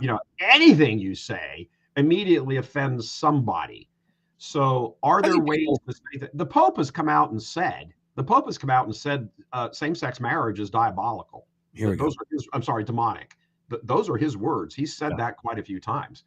But what he's trying to do here, I don't think he's doing a good job of it, but I'm not the Pope.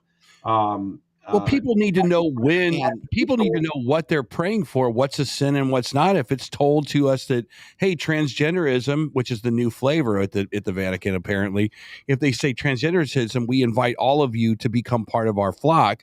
They're like, well, I guess this isn't a sin anymore. Fantastic. Well, Eric, people can say gay people sin, but I'll tell you what, you're a sinner. You're damn right. We're, fornicators. I mean, there's different things. We're all sinners. That's Every right. last one of us are sinners. I don't know whose job it is to say one sin is greater than the other, but I know we have to move on. And so one of the things I want to throw out there is we all know all the bad talking points about the Catholic Church. We can hear them daily across the region. But what I want to point out is there are some really good, righteous people living within the Catholic Church. I was privileged enough growing up at one point to actually live on the grounds of the Carmelite monastery here in the St. Louis area. That's really cool. Where the cloistered nuns are. There's so few cloistered nuns in the world these days. And these are a group of cloistered nuns, women, who only have 1 hour a day to speak. They spend 23 hours a day in silence. They have to be vegetarians, and they do this out of faith. And there aren't many of them left, unfortunately, but there is some really, really good people, really good, righteous people still within the Catholic Church. No question about it. When you talk about, for example, Pentecost and St. Paul's speaking of the effects of Pentecost and the gifts of the Spirit and the fruits of the Spirit, that various people are given various talents and gifts and fruits and all of this by the Spirit, so that all of it will combine, as he says, for the building up of the body of Christ. Some people like cloistered nuns, and so the audience knows cloistered nuns are nuns who stay within the confines of the convent and the grounds. If there are grounds with it, there normally are. And that's where they live their life. They go in there, they become, in a symbolic sense, brides of Christ. They obviously aren't engaged in any kind of sexual activity and all that sort of stuff. They give up worldly pleasures and pursuits that are legitimate. They give those up so that they can more closely unite themselves to Christ. Christ is their sole focus beyond just their basic needs of having to eat and go to the bathroom and sleep and stuff like that. The rest of their life is devoted to prayer and devotion to our Lord. That's what they do. Not everybody's called to that life. There are other people who are called to the married life, whose job is to, be married, have children, and die if they have to make sure that their children get to heaven, because their children are God's children before they're their children. God has given them to you as a gift, but that gift has to be returned to him. That's why at baptism in the Catholic Church, baptizing a baby, for example, they'll put them in their little white christening dress or outfit, and then they'll give them a little garment, put the garment on top and say, and it's completely nice and clean and beautiful. It says, make sure that when they die, they return this garment unstained. So that you are, what is the goal of this life? The goal of this life is to attain the beatific vision, the vision of the blessed, to behold God in the face. Yeah. Everything that the church does officially and in its teaching is aimed at that one goal for every single individual. So everything that develops around the church is that. Is it always expressed correctly? Certainly not. Are there many in the church who actually don't believe that stuff? Absolutely they are. Are some of them bishops? Absolutely. Eric, it's my turn. The very first bishop, the very first case of. Well, you're the pro here. You should be able to rock this thing. Go. Eric, hey, I just want to. How long is the question, Eric? Because no. Go. If we go over 10 o'clock, we're cool. fine. I'm fine with, but I had to go because there were somebody had two serious problems, or one serious problem with something that Mike said, and then another question. No, please. I think it's time Mike, to get to the real listeners. quick. Did you say earlier that AB blood was the only universal donor? Because somebody's saying Group O can donate red blood cells to anybody. It's the universal donor. AB positive.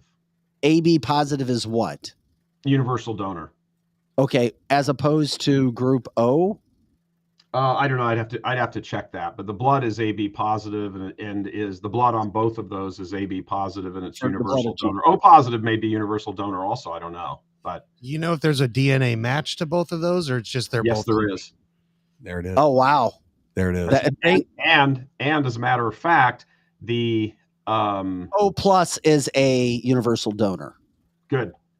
Here's a question with the DNA. Is there anything special about the DNA that scientists might have seen about the building block? It is DNA from a heart muscle. From a heart muscle. Okay. But Jesus was one of us. So, I mean, you wouldn't expect anything too crazy out of the DNA, I wouldn't think. But 21andMe is not going to date back to Jesus. You're not going to be related to him, right? No. Obviously. Well, you could be. Yeah. So. No. Well, here's an interesting thing also when you think about this now. I know lots of people who are baptized but not Catholic have a problem with Mary.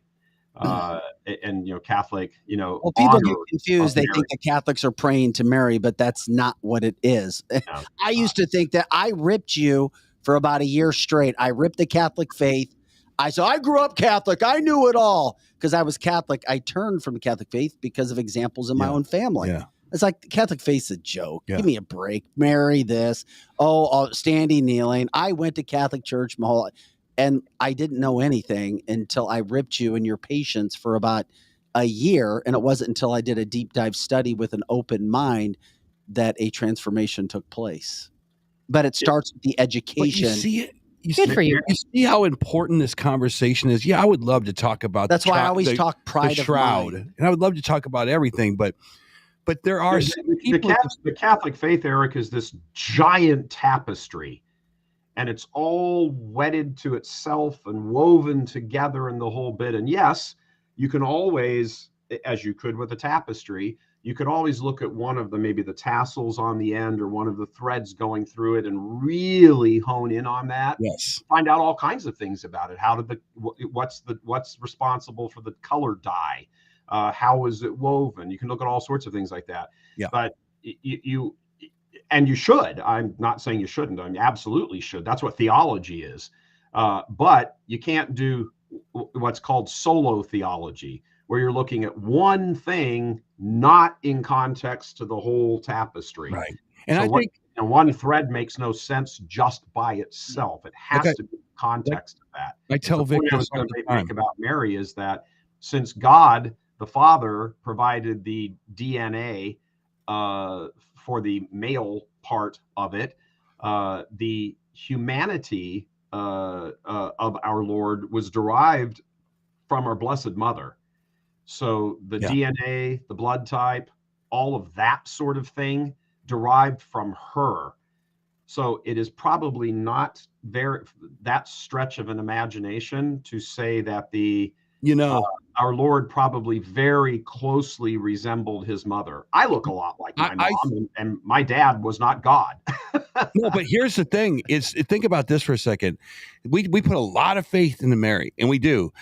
Joseph had to have the faith immediately to understand that he was not being cheated on. Right? Think about that for a second. Patron saint. That's why he's the patron saint of fathers. Think about that for a second. We don't talk a lot about Joseph. He was the one that gave the license to move forward and to support his wife in a time when that was not a good thing to support an adulterous mother. Correct? Is that is that fair to say? Absolutely.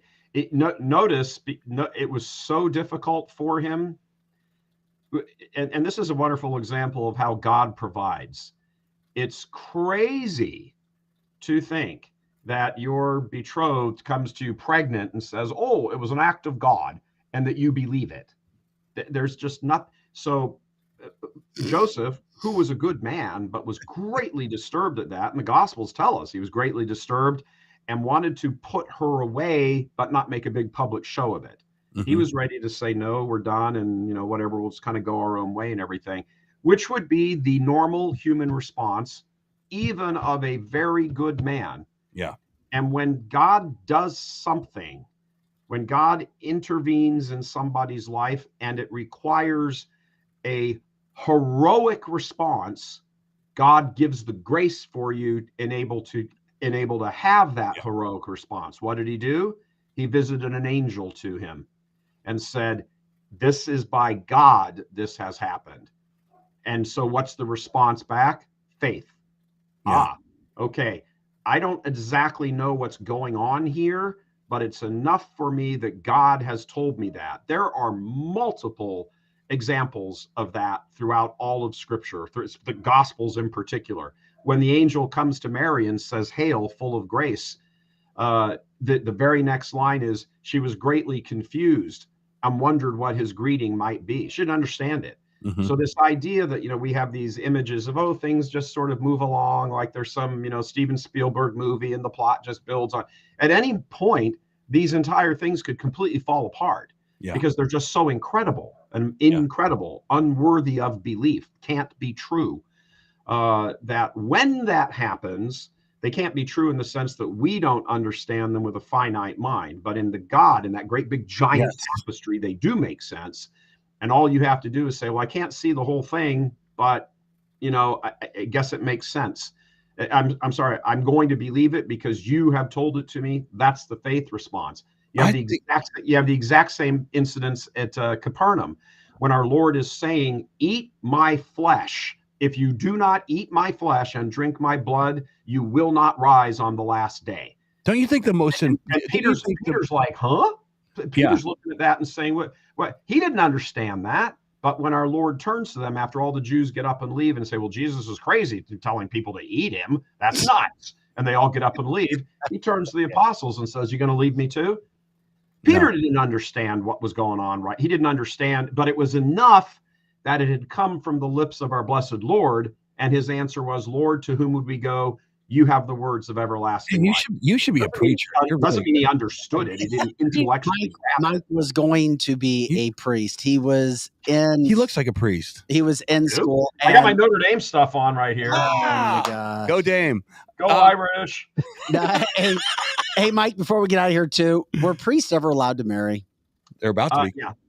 When was that? Well, it was largely not even really a thing. It's never been a case that like all these priests are married and they just changed the rule. It was very seldom that priests were ever married. You could get married if you wanted to, but it came to an end, I think, as an official discipline of the church right around the year 1000. There's two types of priests. One is called a secular priest. That's the priest in the parish who, Father O'Malley, says mass in the parish every Sunday at St. Mary's in the suburbs. And then there are religious order priests, Dominicans, Franciscans, they would never get married because they make their vows to the community. Yeah. So marriage would always be off the table for them. And the world is divided roughly into about 50-50, roughly. Of this crowd, no priests who were married were ever bishops. The Eastern Orthodox and Eastern Rite Catholics still have married priests, but even there, it's not like, hey, I'm just going out on a date. Yeah. You have to be married before you're ordained. If your spouse dies, you can't remarry, and you can never be a bishop. So the idea of living a celibate life, meaning you're not married, has been widespread throughout the church forever. There was just sort of a practice of some guys could get married until they brought it to largely a definitive end about the first millennium, the draw of the first millennium. Now, if you are a Protestant minister, for example, and you're married and you have children and all of that, and you convert to the faith, sometimes, you just convert to the faith and you're just a lay Catholic with a family, you can ask permission of the local bishop to be ordained a Catholic priest, and it can be granted. It's not a sin. It's not against the divine teaching, but it's a discipline within the church because you have to make yourself available to the church. Yeah. That's kind of who your bride is at that point in your family. Like fathers do. Do they make exceptions? Sure, they make exceptions. Very good. Eric, I'll get you Mike's number so you can have your private counseling session. No, he won't get me off the phone. No. Don't do it. Don't do it. When you ask smart questions, and they are smart questions. He does ask good questions. Well, I just think the Bible is fascinatingly perfect because it speaks to people with these little gray matter brains, and they were able to make parables to where us idiots could understand super complex universal principles to make you happy. I just look at it as a manual for human beings to be happy. You can either take our suggestions or, hey, don't be happy. So it's fascinating how genius it is. Let me give you a mind blow. And then we'll let you go, Mike. We're cognizant of your time as well. Got it. Here's your mind blow, Eric. The church produced the Bible 400 years after our Lord's resurrection. Mm-hmm. There was no Bible. That's crazy. Off of documents that they found in the sand. Unbelievable. It's great. Oh, no. That's the Dead Sea Scrolls. Things were written. In the first century, there were 27 gospels floating around the Mediterranean world. 27. How did we get to 4? The Catholic Church said these 4 are inspired. Mike, Voris, St. Michael's Media, Church Militant. Hey, Mike, we're going to remind people how they can watch your show. You do news, you do everything. Let everybody know how they can find you right now. Churchmilitant.com. Just go to churchmilitant.com. It's not militant doesn't mean a reference to a violent overthrow of the government. It means a violent overthrow of evil within ourselves. As our Lord said, the kingdom of heaven inside us comes via violence. You got to beat yourself down and oh my God, you're exciting Tabitha. Eric used to call Tabitha the militant midget, small person. I did I'm not not getting into any of that. I don't know what's going Michael. Yeah, you don't want to get hurt of that. Hey, Mike, thanks again for your time. We appreciate it. We really wanted to focus on the Shroud. We did focus on the Saints. And then, heck, Eric took us into another good direction. I can take us in 20 more if you want. Oh, we'll do that on Monday. Mike, thank you again. God bless, and a happy Easter, blessed Easter to all of your fans. All right. Thanks, Mike. We'll catch up with you later. All righty. Bye-bye. All right, guys, we promise next Friday we will do our AI Friday. At least, we'll see. I guess we'll see it when we believe it. But anyway, I'm going to come in here as AI. Okay. I won't even be the real Eric. Scotty. Oh, my gosh. I don't even. For Scotty Girk and Eric Johnson, Tab of the Hassle, I'm Vic Faust. What were we going to say, Tab? Never. I'll. She'll save it for next week. Yes. Next Friday. Guys, hey, thanks again, everybody. Happy Easter. Have an awesome weekend. We'll catch up with you for our next podcast, which will be on Monday. That will be April 10th. Mm-hmm. Don't eat too many jelly beans. Sunday.